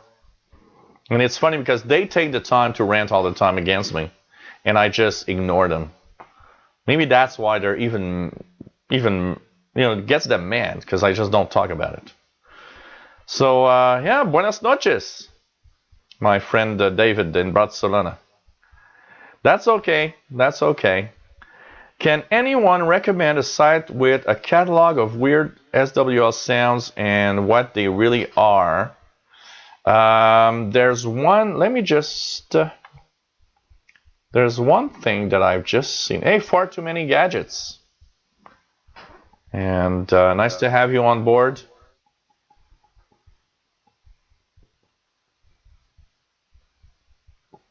And Far Too Many Gadgets, thank you so much. Send me a little email saying kudos for taking the high road and not engaging in the same tactics. I don't have time to spend to talk about anybody. I'll take time to spend to talk about people that are worth having views.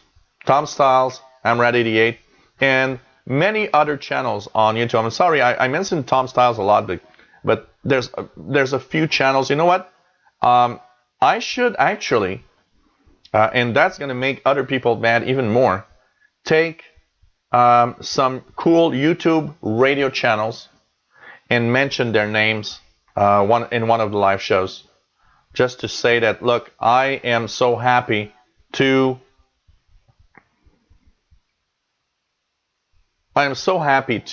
just help anyone that does radio videos and increase their viewership.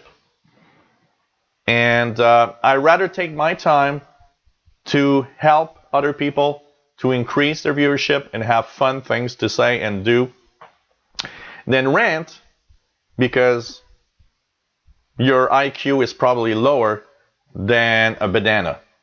And that's all I have to say. And okay. Yeah, I saw that rant too. I saw that, and I was extremely mad at that. I can tell you that.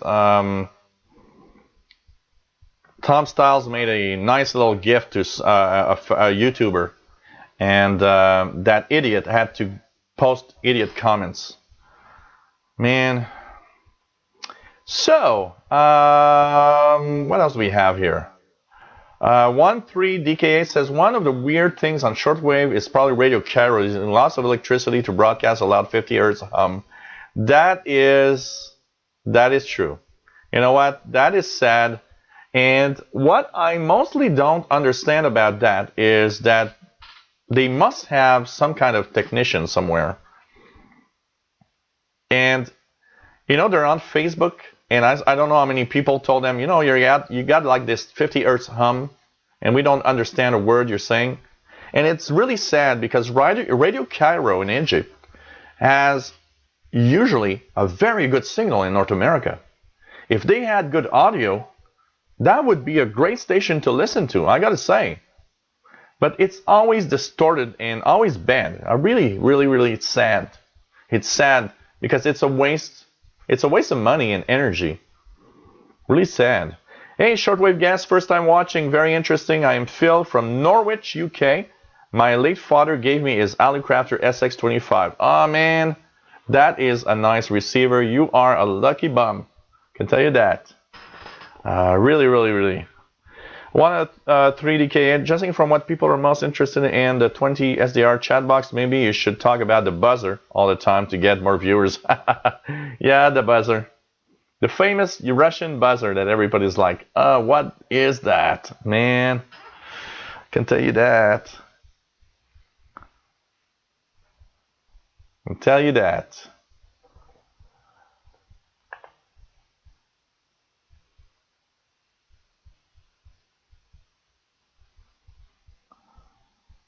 So let's just, here it goes. Okay. That feels good when you just like, have the power to just take someone out of the chat. Oh, it feels good. And anyways, thank you, the Truthers. It's really cool. Really cool. Thank you very much. Okay, what else do we have here?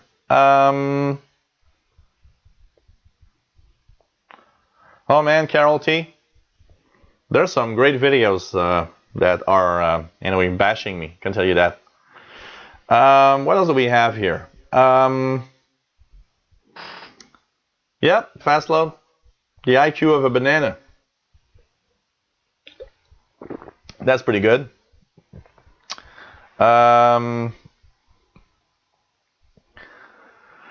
So thank you, Truth Earth. Tom Styles is doing a great job. I watch videos, and you know what? I just want to mention one thing about everybody's channels that we do stuff. Nobody is knowledgeable at 100% on what they're talking about. I mean, a lot of, I do my best to give the best information and the right information. I don't know everything. Some of you know aspects of the hobby better than I know. And we're all like that. And to have somebody that just posts a video that tells you you're an idiot because you said this or that, it's kind of, you're the idiot. So yes, Midwest MSC, you know what? I am trying to actually put all the equipment available. I would like to do some live YouTube, live Skype with a live show like this. So I would have, a guest on with via Skype, and that could be really cool. I like to have Tom Styles. He's a great guy, and we've been supporting each other, a lot in what we do. And that's what I like, the friendship of radio, the friendship of people that, instead of trying to say that somebody's an idiot or lower, somebody below dirt, maybe help each other instead. It's much more constructive and much more positive also. It's more fun for everybody also. So I gotta say. Hello there, PD0PMS from the Netherlands. So no problem. No problem. If you watch tomorrow, you can skip that ranting mode.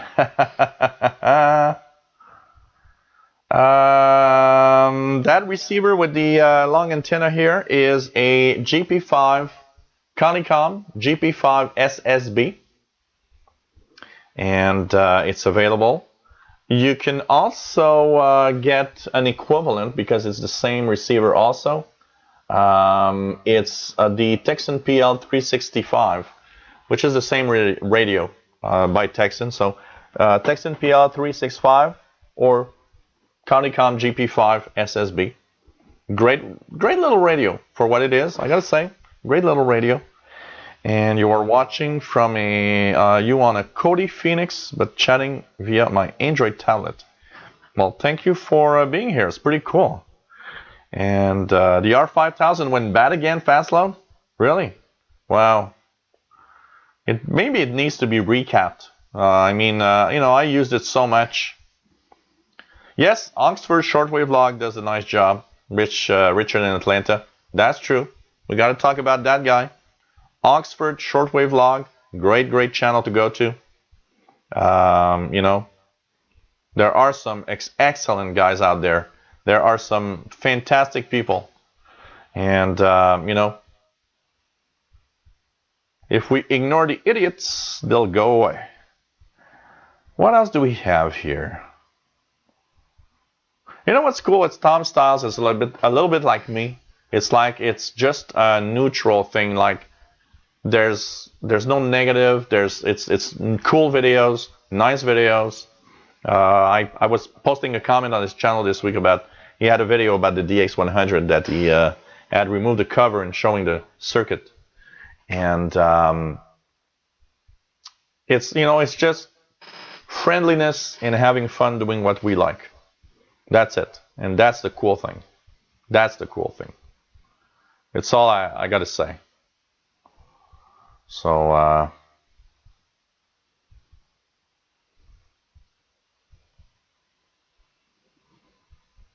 yeah, Hamrad88 YouTube channel, Carol T.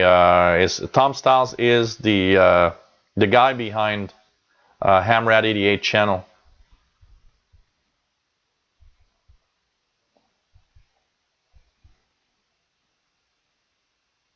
Thank you, Midwest MSC.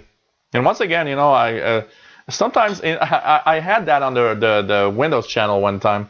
Somebody asked me a question or something about I think it was spam email or something, and the person sent me an email saying sorry for making you mad on your live shows, and I said no, I wasn't mad.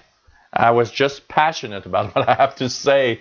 And, I know that sometimes my face and the way that I talk might sound that I'm mad at what you said, which is totally not the case. And I love everybody. And I mean, you can ask questions. It's okay. I was mad at, I'm mad at other things, not at what somebody asked me. So, thanks, Midwest MSC. That's really nice. Thank you very much. Hey, DRC Antennas. Hello there. Another one that's being bashed by the king idiot of the internet. David, there's a bunch of good channels out there. Yeah, Sander Jagger from Germany has a really cool ones also. A couple of Japanese ones. There are tons of really cool shortwave channels out there. I can tell you that. Some really, really cool ones. That's for sure. Really, Midwest says, time to get the police scanner out. So we're going to do something. I have to do something. I can tell you that. Hey, Ernie Turner. Nice to have you on board. It was pretty. My pussycat is pretty cool. He was here a little earlier, just having fun. Actually, I think he wanted some food or something, but yeah, exactly. Tato e Crisanto. Real men work it out without having a fight. That's how I have to say it. That's how it has to be done. What else do we have here? Richard in Atlanta, Georgia says, remind me of my favorite high school teacher. I look back and realize how much I have learned thanks to you. Thanks, Jill. Thank you so much. It's nice. It's fun to have positive and nice comments like this. And it's cool to be here. It's really cool to be here. And I love making these shows. Well, my time isn't the same as the UK because this is simply universal time. But my time is 5:23 p.m. Eastern time zone of North America. So we're late afternoon, early evening almost. And we're having fun on this Saturday evening doing a live show with a nice bunch of viewers. Great guys, great girls, great people, just having a lot of fun. A lot of fun. So, like I say, it's a fun hobby, and you gotta understand as a newbie that propagation, as we go back into our subject, is is very, very unique, and it's one of those, shortwave radio listening is something that is also a hobby that has a lot. I think every hobby, I can't think of a hobby that doesn't have a long learning curve. I mean, sometimes, I remember saying once, oh, shortwave radio as a hobby is a hobby that has a long learning curve of everything you need to know. But let's think about it. Any hobby that you go into, and you're a newbie, I think every hobby has a long learning curve. I mean, if I look, I remember my dad making all these, these little models of, battleships and stuff. And I mean, I'm not good at that. It's not the part that I'm good at. And I look at that, and it's like, well, that the learning curve of that is different from shortwave radio, but it's a learning curve. I mean, you don't take something that is like has a million parts, and you got to put it together, and you're going to do it. You need some skills to do that. And so every hobby, I think, has a big learning curve, pretty much. So pretty amazing. Pretty amazing when you think about it. But shortwave is one of those hobbies. It's a little technically inclined. It's unfortunately, what might take away some of the newbies is the fact that they would think that listening to shortwave is like listening to your local FM station, and every day everything is there, and it's normal. Well, it's not. But it's also part of the fun, I mean, I'm not sure I would have stuck into the hobby if it was always easy to receive a station. I'm not sure. It's like internet radio. You just go to this and it's there. You know what? I've got an internet radio, a Sangian WFR20. And all I can say is I am not. I thought I would maybe tune around a little more into the different streams, and at the end, what I find is that, well, I'm just listening to the same music streams all the time. That's it. I'm always in music streams. I don't go through the different countries and stuff. I don't want that. It's not fun. It's like, yeah, every day it's there. There's something that's missing about that. And shortwave is kind of cool because it's like, oh, really? That country is on the air right now. Maybe I can get it. Or I've never heard this country. And today it's propagating to me. You guys have seen me. Some of you have seen me when we were listening. Last night when we were tuning the bands. Oh boy, man, that station, that ham station from St. Helena Island in the South Atlantic Ocean. I was like all excited about it. Same thing when we heard that station from Iqaluit in Nunavut, Canada, giving out the weather the other day. Wow, this is so cool. Another time is, hey, that ham station from Norway. This is so cool. Things you don't hear regularly. And that's what excites me a lot about radio. Yes, I am part program listener. I like listening to Radio Romania, and sitting down and just listening to what they have to say, or the BBC or whatever. But I have a big part of me that is, wow, this new signal from this area in the world is so cool.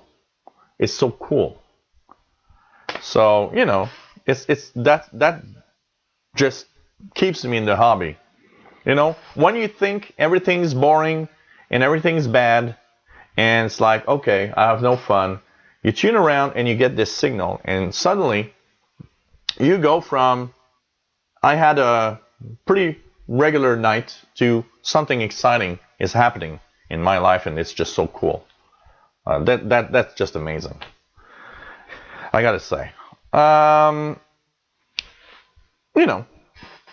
Carol T is 14. It's 2:25 p.m. in Oregon. Ernie Turner is 9:25 a.m. Sunday in the VK3 land in Australia. Wow. Next day. Pretty amazing. So, Well, thank you, Ernie Turner. It's fun to have a nice viewership and to see everybody coming, coming and going, having fun. It's pretty cool. Pretty cool. Just fun. Tatoy Crisanto says it's 06:26 a.m. in the Philippines. Wow. Wow. Yeah, Captain Ron, exactly. Remember when you were a kid and you heard an AM broadcast station 1,000 miles away in the middle of the night? It is amazing. Granny Cankles, what was the radio you had when you got hooked to shortwave?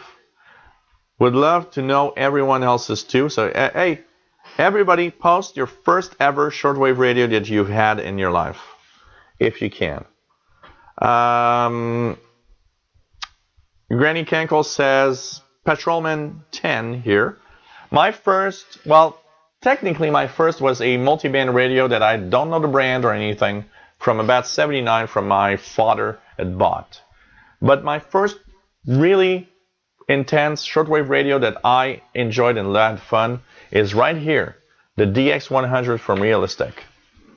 This is what started all of it for me. This is what gave me... Look, it still works. Look at that, you guys. I'm going to tune a little something here. I don't know if I have... where am I? C? Okay.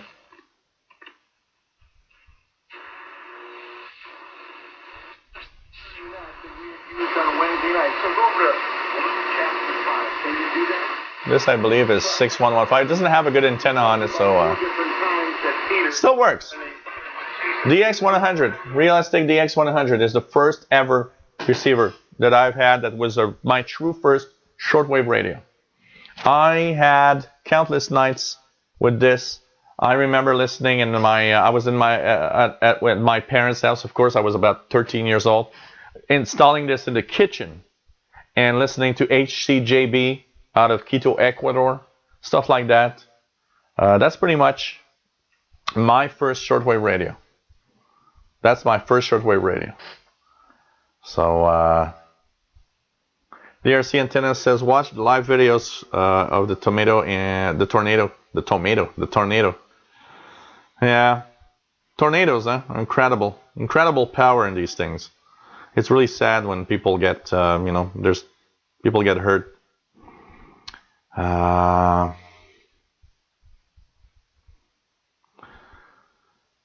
What else do we have here? So, David in Barcelona says that is Sony ICF Shortwave 11, SW11, that he still has.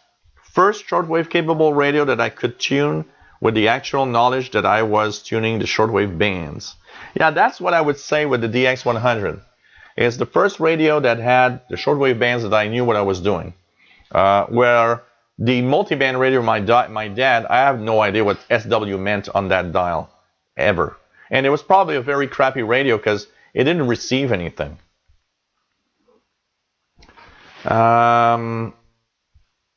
Eugene Gauthier says, Granny, I have a satellite 800. Have had many radios over the years. Danny, Shortwave Radio DX says, I have a Yamaha stereo receiver that has internet radio with thousands of streams, and I use my shortwave and scanner radios a lot more. Same thing here. A. Griffin says, mine was a novelty frog medium wave radio. Got me hooked around 1980. Dante Fazio says, I heard the number stations. Comes in great. Cool. What else do we have here? Let's try to see what everybody had in his first shortwave receivers. Okay. David in Barcelona says, I had a Sony CFS W350 when I was a kid. I once tuned into a shortwave band, but being so young, I didn't understand anything and never selected that band again. Yeah, that's probably what I did with my first multiband radio from my dad, but I think it was crappy because I remember tuning SW a few times and not really receiving much.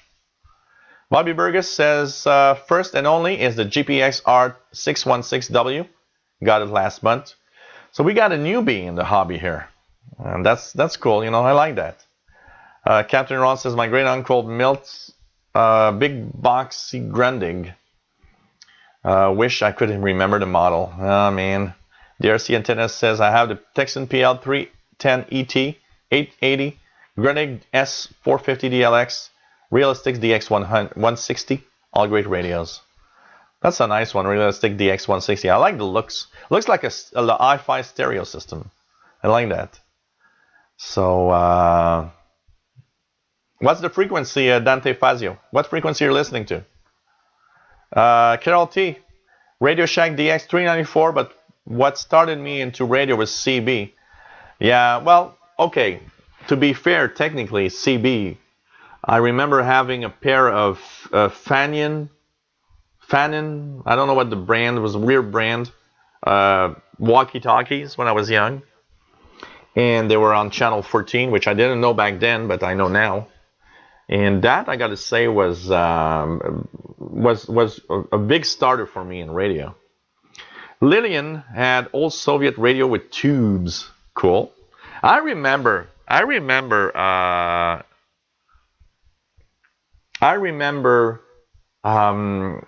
when I was younger, my sister was a amateur radio operator, and she would talk with some Soviet hams. And I remember what was very popular in the Soviet Union back then was tube radios, because that's pretty much what you guys had, I would guess.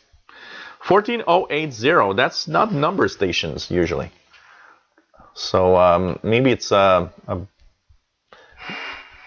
if you're listening to tones like this, by the way, just to tell you, Dante Fazio, if this is what you hear,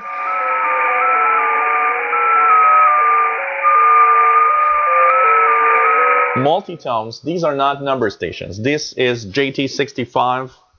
It's a digital mode for the amateur radio bands. Brett Wayne, Night Space Spanner 3-tube regenerator. So, wow. Okay. Wow. Tato Crisanto, remember the days when you reported a broadcast from a station and got QSL cards? Oh, man. Well, I still do it. There are still some stations that do. But I've got, 2 big albums full of QSL cards here. And boy, sometimes I love taking it out and looking at the QSLs. Brings me back so far away in the past. It's just amazing. John Trigger, nice to have you on board, by the way. DX402. Oh, there was a DX402. I don't remember that model. DX402. Hey guys, I have to see if I'm a little guy. I have to take a little pee time. I'm back in a few seconds. And yes, I will deactivate the microphone sound so that you guys don't have to listen to me while I'm peeing. And don't worry about it. It's okay.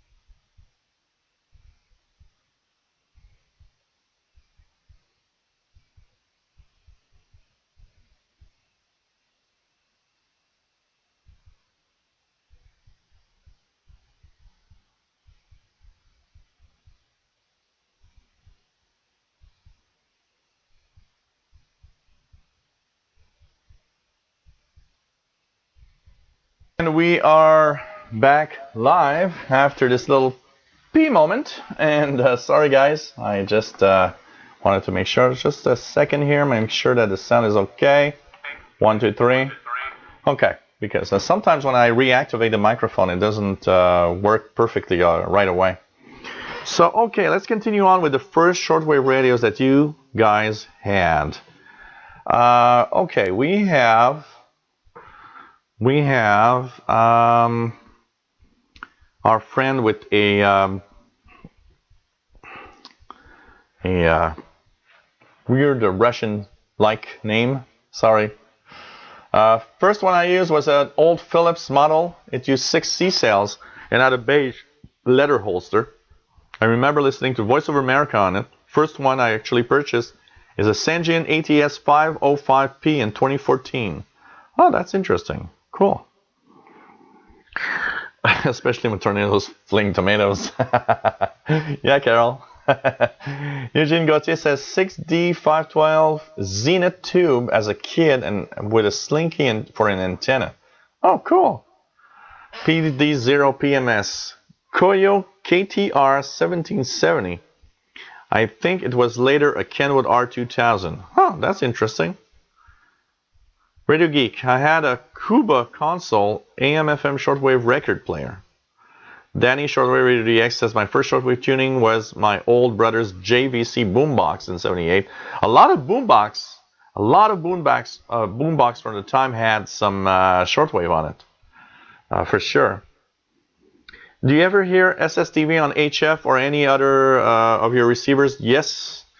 Usually 14230 is the frequency for some slow scan television. Actually, I have a few videos on the channel for some slow scan TV. DRC Antenna says, I like the older tube radios. I've worked on a few, but never had one myself. Someday I will get one. Yeah, these are nice. I can tell you that. So, David says, about a year and a half ago, I was able to get a second-hand CFS W350L and was able to reunite with this old friend of my childhood. Doesn't it bring us back in time? It's just amazing. So, yeah, Carol had some SSTV earlier.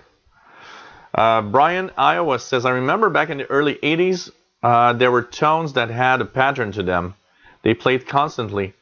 We always thought somebody was experimenting with mind control. Shortwave is the best hobby to kind of start some kind of new, some kind of conspiration theory because of all the sounds. Shady Pyro 90, hello there. Nice to have you on board. Can I listen to 14.21? Here it goes. I have a lot of noise. I've got some kind of tone, but nothing much right now. So, really, we heard it all, Jill. Oh, man. I actually looked if the little light on my transmitter was still on when I was going to pee. Oh, first QSL card from Lillian. First QSL card from Voice of Turkey. So, really, it's possible you hear echo because the room here is not made for live broadcast. I need to add some padding for that. So there's some echo sometimes. It's possible. Yeah, that's also something. I had to test. That's why there was some echo.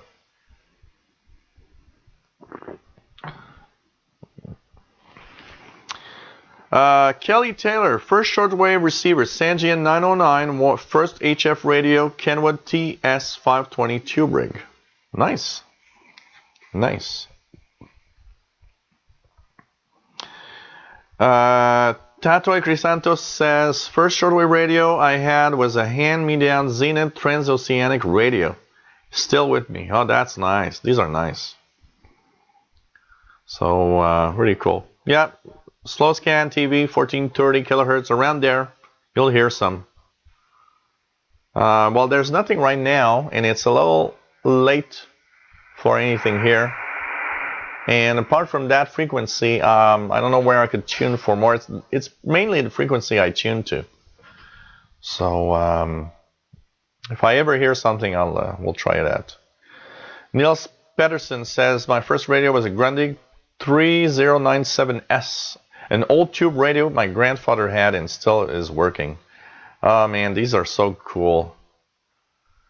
Oh, really? Bobby Burgess says my great grandfather used to be an AM radio operator. That's nice. That's cool. That's cool to see. Let me just go back here because I also have the other chat room. 13DKA says, by the way, Jacques, greetings from Germany. My name is Holly. First time viewer, actually the first time I'm watching a YouTube live show. That's some odd kind of crossband communication, but I kind of like it. Yeah, it's kind of cool. It is kind of cool. And you know, it's nice to have you on board. It's always fun to have, you know, new viewers.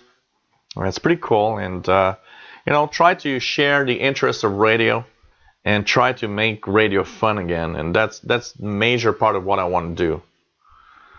Richard in Atlanta, Georgia says that Zenith Transoceanic was the first one he got. STLDX says my first radio got me interested in my granddad's Allied 2682. Wow. Yeah, 13 DKA. Web radio. My computer brings in the distance stations. Shortwave radio equal my work, my knowledge, and my dedication brings in the stations. Oh, there's some SSTV right now. 14230, there are some SSTV right now. But I'm not set up to really decode anything right now. But there's some SSTV on 14230 right now, upper sideband. So, shortwave radio got my work, my knowledge, and my dedication brings in the stations and a lot more thrilling stuff. It makes me build stuff and go outside, so it's even healthy. Yep, true. Yeah, well, don't worry, Rich. I don't have to zip it up. I have to button up because it's I wear 501 jeans from Levi's, so they're button jeans. I always like button jeans. SG2 East Nebraska, Cuban numbers, lady, 17480.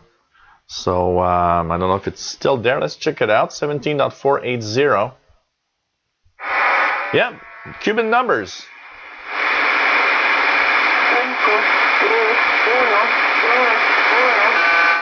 17480 is the Cuban number, lady. WV5HHT, hello there, from Veracruz, Mexico. Temperature of 95 degrees. That's a big difference from our 34 Fahrenheit here. First shortwave radio was an old Zenith table model that his father bought for $6. Wow. Hey, Chuck Ripple, Virginia. Here, I'm going to give you voice on the IRC chat so you can say something. Give voice. Here we go. Nice to have you on board as usual. It's fun to have a nice viewership tonight. Really, really cool. Really, really cool. What else do we have here?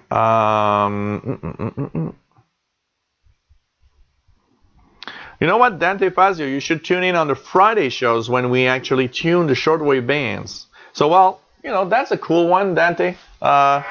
A Cuban spy number station on 17480 right now.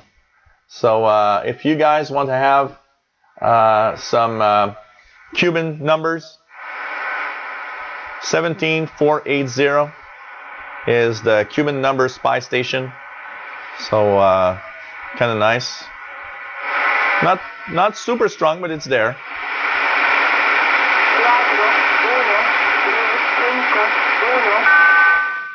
And Dante Fazio, 14230 upper sideband. If you leave your receiver there, 14230 upper sideband, that's pretty much where you're going to receive the major part of your slow scan TV signals. Kelly Taylor says, my wife has a 1933 Zenith airplane dial 4-band shortwave medium wave. This thing is huge and has 15-inch speaker in it. Wow. I'd like to see that. That's cool. That's really cool.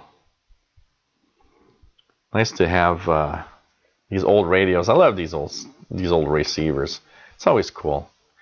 And it's always nice to have everybody on board as usual. And really amazing. Really amazing show. And we're having a lot of fun with our show tonight.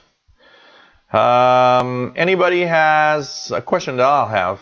Anybody has a special Now, we probably have many special memories of our shortwave listening with time, but what would be, the question I have for you guys is what would be, Cuban numbers is 17480, Bobby Burgess. 17480. What is one of, we all have many, have tons of them, but what is, if you have to pick one, what is one of your favorite memories of your radio listening? What would be something that is, you still remember today, and you're like, wow. I've got several. I'm gonna send a few of them here. Rich Hill, welcome. Thank you for the nice comment. I'm here for that. I hope we're having fun listening to shortwave and just talking about radio. I can tell you that. So it's cool. It's cool to have everybody here.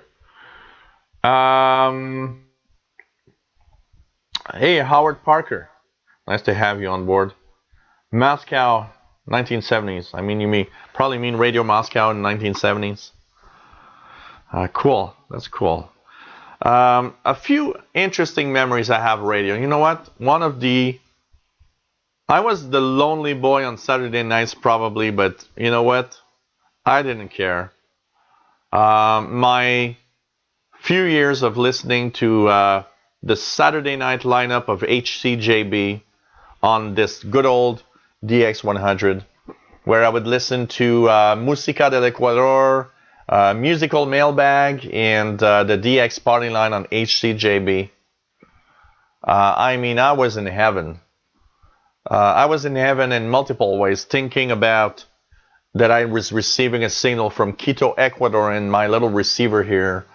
Another great memory that I have, my first QSL card ever, I was about 1982, late 1982, was WYFR in Okeechobee, Florida. And I was just, when you're a kid, you don't receive any letters. You don't get anything in the mail. And receiving a letter from somewhere else, from another country, in the mailbox, that was so exciting. I remember one of the first QSLs also I received, KBS World Radio, which back then was Radio Korea International.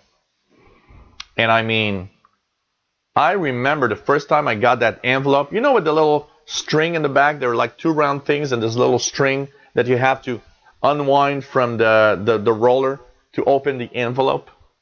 And I remember that was such a very unique moment back in 1983.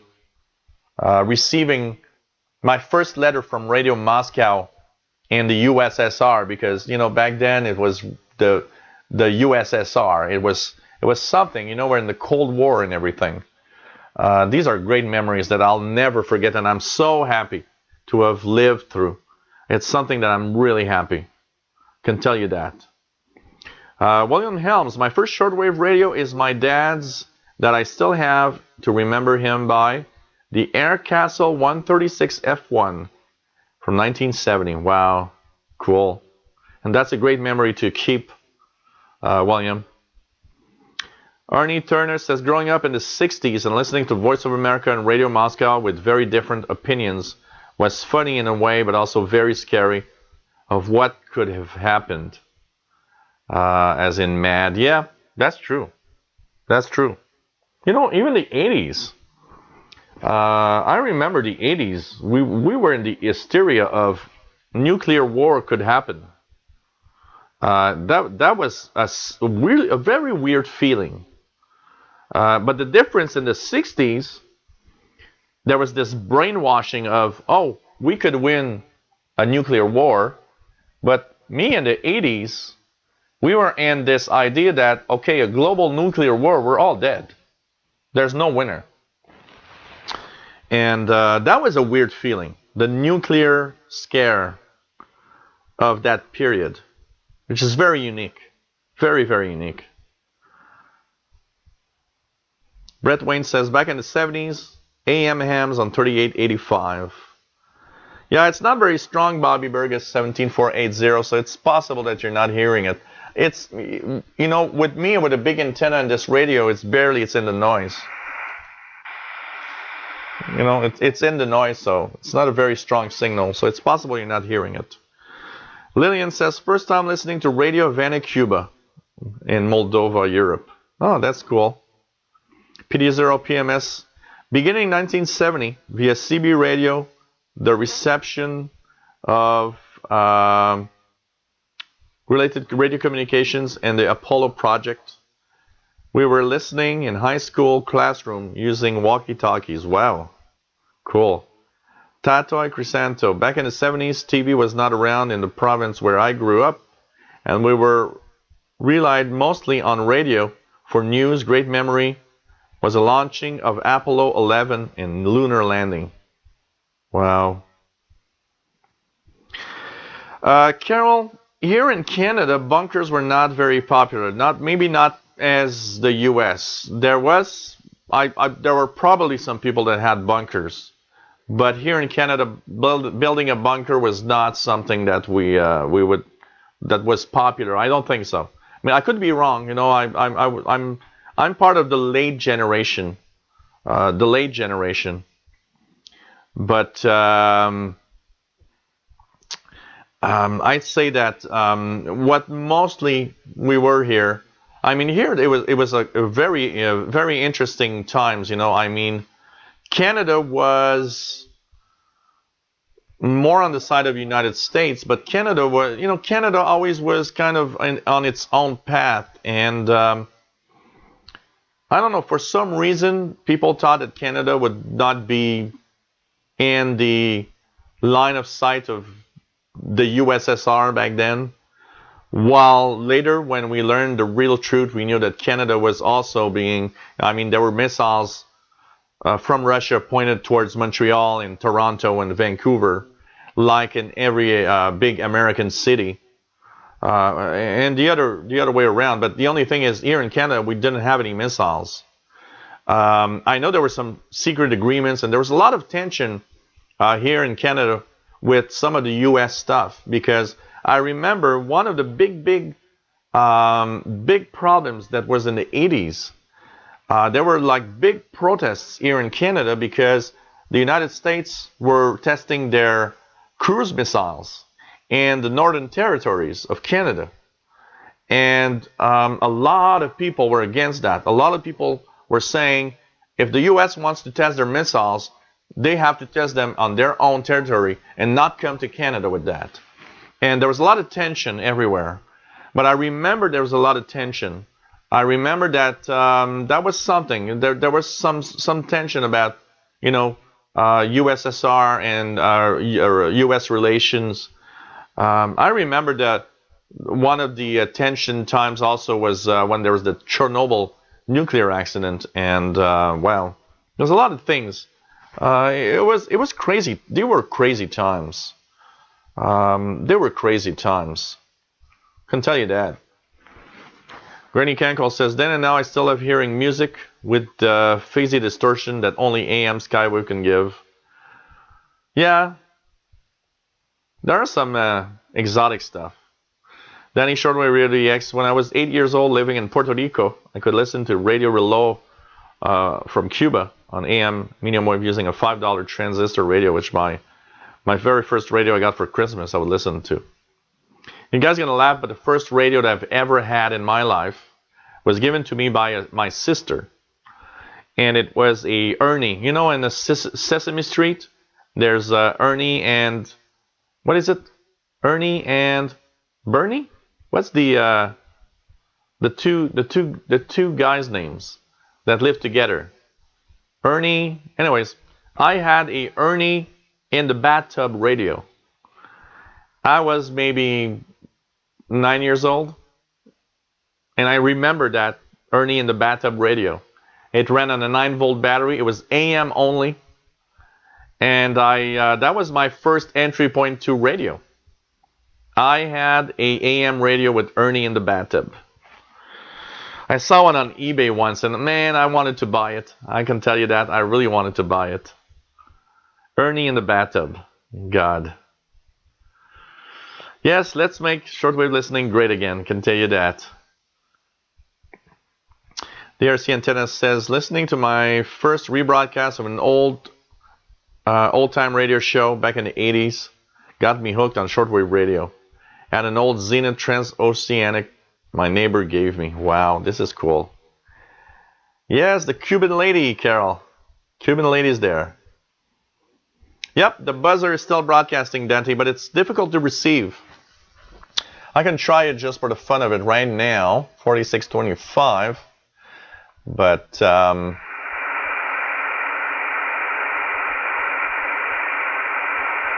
ain't hearing anything. I haven't heard the buzzer in more than a month. I think last time I heard it was early November. But as propagation changes, probably going to be good. So, oh man, John Trigger, the day after, that was some movie. I remember that that was probably one of the movies that opened the eyes of a lot of people, saying, look, you know what? Nuclear weapons are crap, and we shouldn't have them. I can tell you that.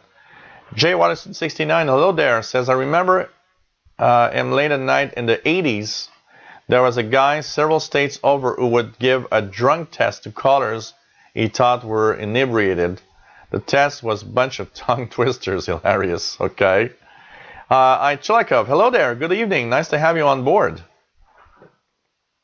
Yeah, the day after. I remember that. I think everybody that at least saw that once will always remember the day after. That was some movie. That was something. Niels Pedersen says, I remember when I tuned into Radio Luxembourg in the 80s and all good pop music they had there. Wow. Bert? Ernie and Bert? That's the, okay. Ernie and Bert. So I had a Ernie in the bathtub AM radio. It was kind of cool though. Last time I saw one, it was an unopened in a box. It was like $50 on eBay. Boy, I almost bought it. I was like, oh, I want to have that radio. This is the first ever, honestly, the first radio I've ever owned. Ernie in the bathtub AM radio. At 8 or 9 years old, something like that. Oh, man.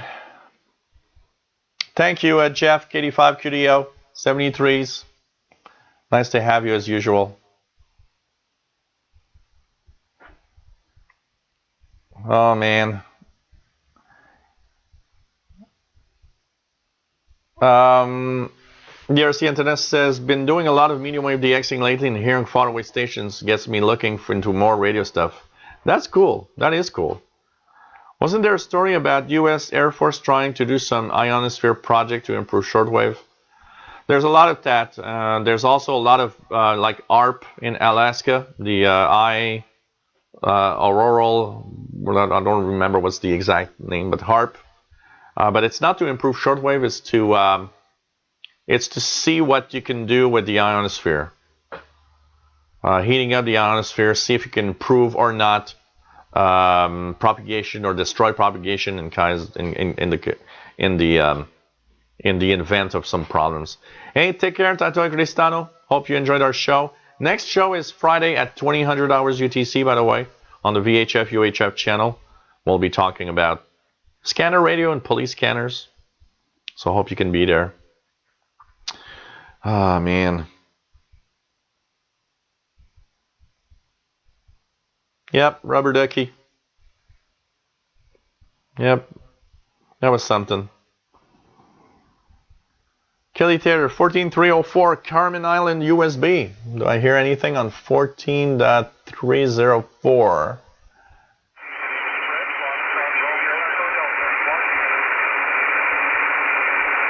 I'm hearing something. I'm hearing something.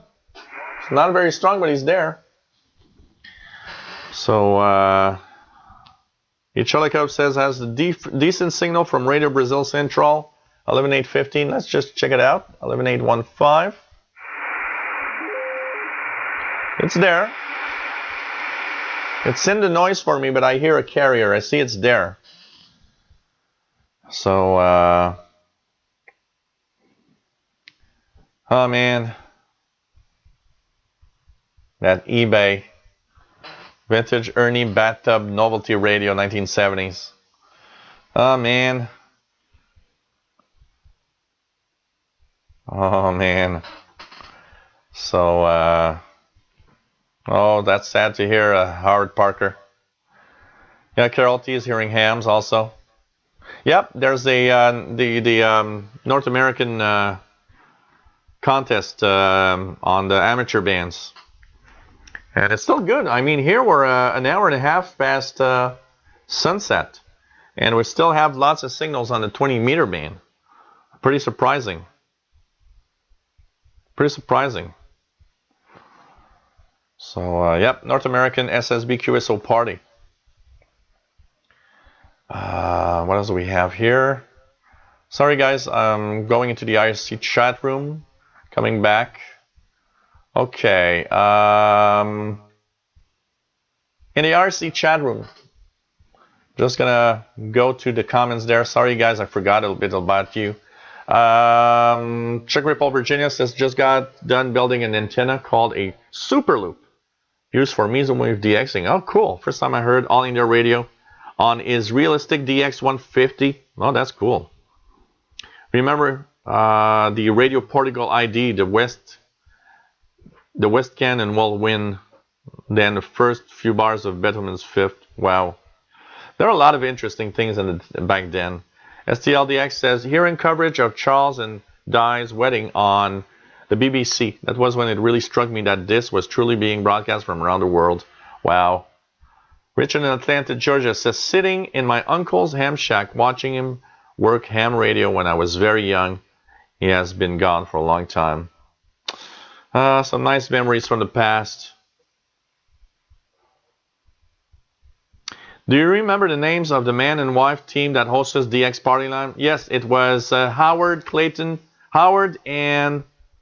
Oh man, it was Howard Clayton and his wife.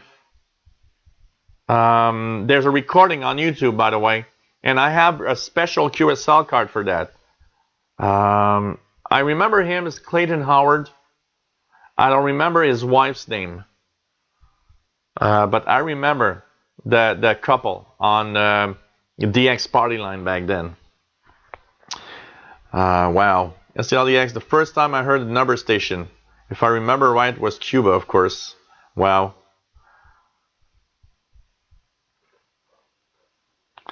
Yeah, check Ripple. Not only do you need a pretty deep hole in the ground, a lot of food. Man. 13DKS says, listening to Radio South Africa RSA. Oh, Radio RSA. I remember evenings, Radio RSA. Almost every evening in the late 70s. And my first real shortwave radio, a Nordmend Globetrotter from the 60s, on the bedside. Too young to know about anything about apartheid in politics. Just listening to the program about the country and the people with my eyes closed. Yeah, same here. You know what? Later on, you realize things. You know, I remember listening to Radio RSA, but it's not until very later on that I realized about apartheid and things like that. And you know, shortwave broadcasts, you know, are kind of a propaganda. So you know, they say things they want to say. Chuck says Canada was smart. However, Canada and the U.S. had a very strong mutual defense treaties. The due line when crossed Canada's north, and the Canada Air Force would have drawn first blood on Russian bombers. Well, yeah, I know that we had, you know, there was like this defense line of radar stations up north in Canada and everything. I mean, Canada tried to be as neutral as possible, but I think Canada was not idiot in the sense that if they had to have some kind of treaty and help, they would be with the United States probably, you know. And I think today would still pretty much be the same, basically. So no, Shortwave listening is Thomas Witherspoon's website. I only have a YouTube channel for shortwave, not a I don't have a website dedicated to shortwave. But shortwave listening, swling.com, is an amazingly good shortwave website to learn about shortwave, for radio reviews, lots of things. It's a really cool website. I actually have access to that website. I could write articles and send them in. Thomas Witherspoon gave me access to the website, so I can write articles and stuff. But I've never used it, and maybe I should. You know, it's there, so I should do something about that. Chuck Ripple says, my first radio was a 2-transistor model my mother bought for the pricely sum of $5 from a jewelry store. Richard in Atlanta, Georgia says, Radio Australia on 17840 is a nice signal. Let's just check it out. Not even a little peep of signal here in the East Coast. Shortwave guest, my first transistor radio is a Ferguson medium wave long wave VHF, and it is still working today, 47 years later. Wow. Wow. Oh, but Chuck Ripple, HARP is open again. It's been bought by the University of Alaska or something like that. They are about to restart all sorts of broadcasts, Chuck. There's going to be a lot of it's university owned instead of being owned by the U.S. military. I can tell you that. Shortwave guest says, my favorite radio station was on medium wave, a pirate station, Radio Caroline, that broadcasted from the ship in North Sea. Yeah, there's a lot of talk about that. I can tell you that. So pretty amazing.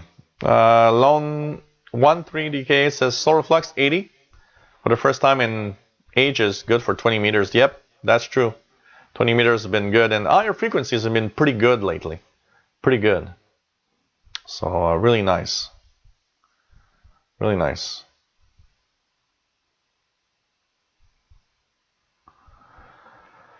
What else do we have?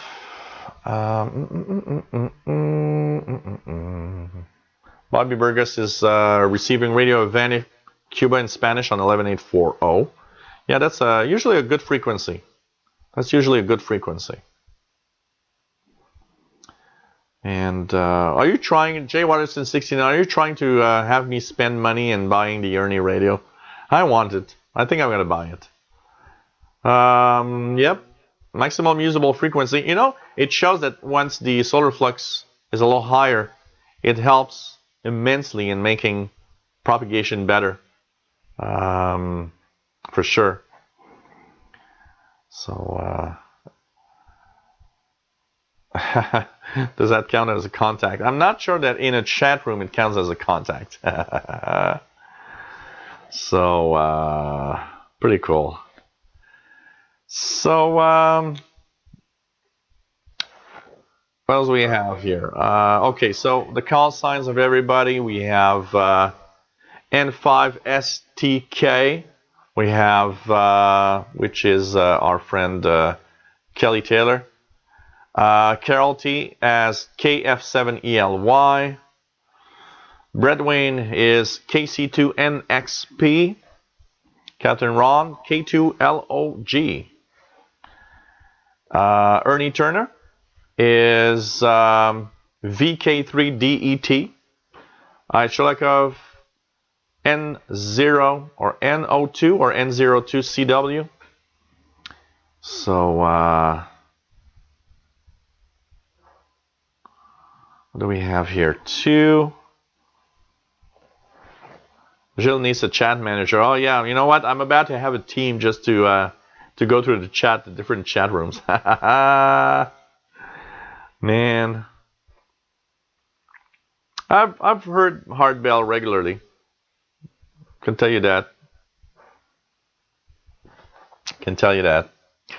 So So what else do we have here? RC Orlando. Okay, Chuck Ripple in Virginia has K8HU. Nice to have you here. Aussie Orlando says, still remember my first pirate radio experience in the 80s when I heard a relay of a program called Guns of November about the JFK assassination. Scary stuff to hear at the time. These were crazy times, I can tell you that. Really crazy times. So, hey guys, I've been having a lot of fun. We're going to call it quits for tonight. It's been 3 hours and 15 minutes. Not bad. Not bad of a show. And I, of course, am a little afraid that my rechargeable batteries will run out. So, before we go, Chalakov says he's got a couple of nice QSLs from Radio Caroline. That's cool. And so we'll be back the next shows, okay, just to give you guys an idea. The next shows. Friday, January 27th, we have a VHF UHF scanner, police scanner radio show. Then it goes back to February 3rd, tuning the shortwave bands, 2000 hours UT. February 4th, we will be checking out my shortwave radio collection, radio by radio. I think that's going to be really cool. Checking each of the radios that I have and having memories with them. And of course, if you've got questions about this radio or that radio, that's going to be the next show. Checking each radios one by one. And you know what? Thanks everybody for being here. For the rest, I also have my tech show on Tuesdays on my Windows channel where I actually answer people's questions about technology. On Thursdays, I've got a new show now with my nephew Gabriel, which is a show about technology. It's the technology news of the week for gaming and technology. It's called From the Couch. We're already at episode 3 next Thursday.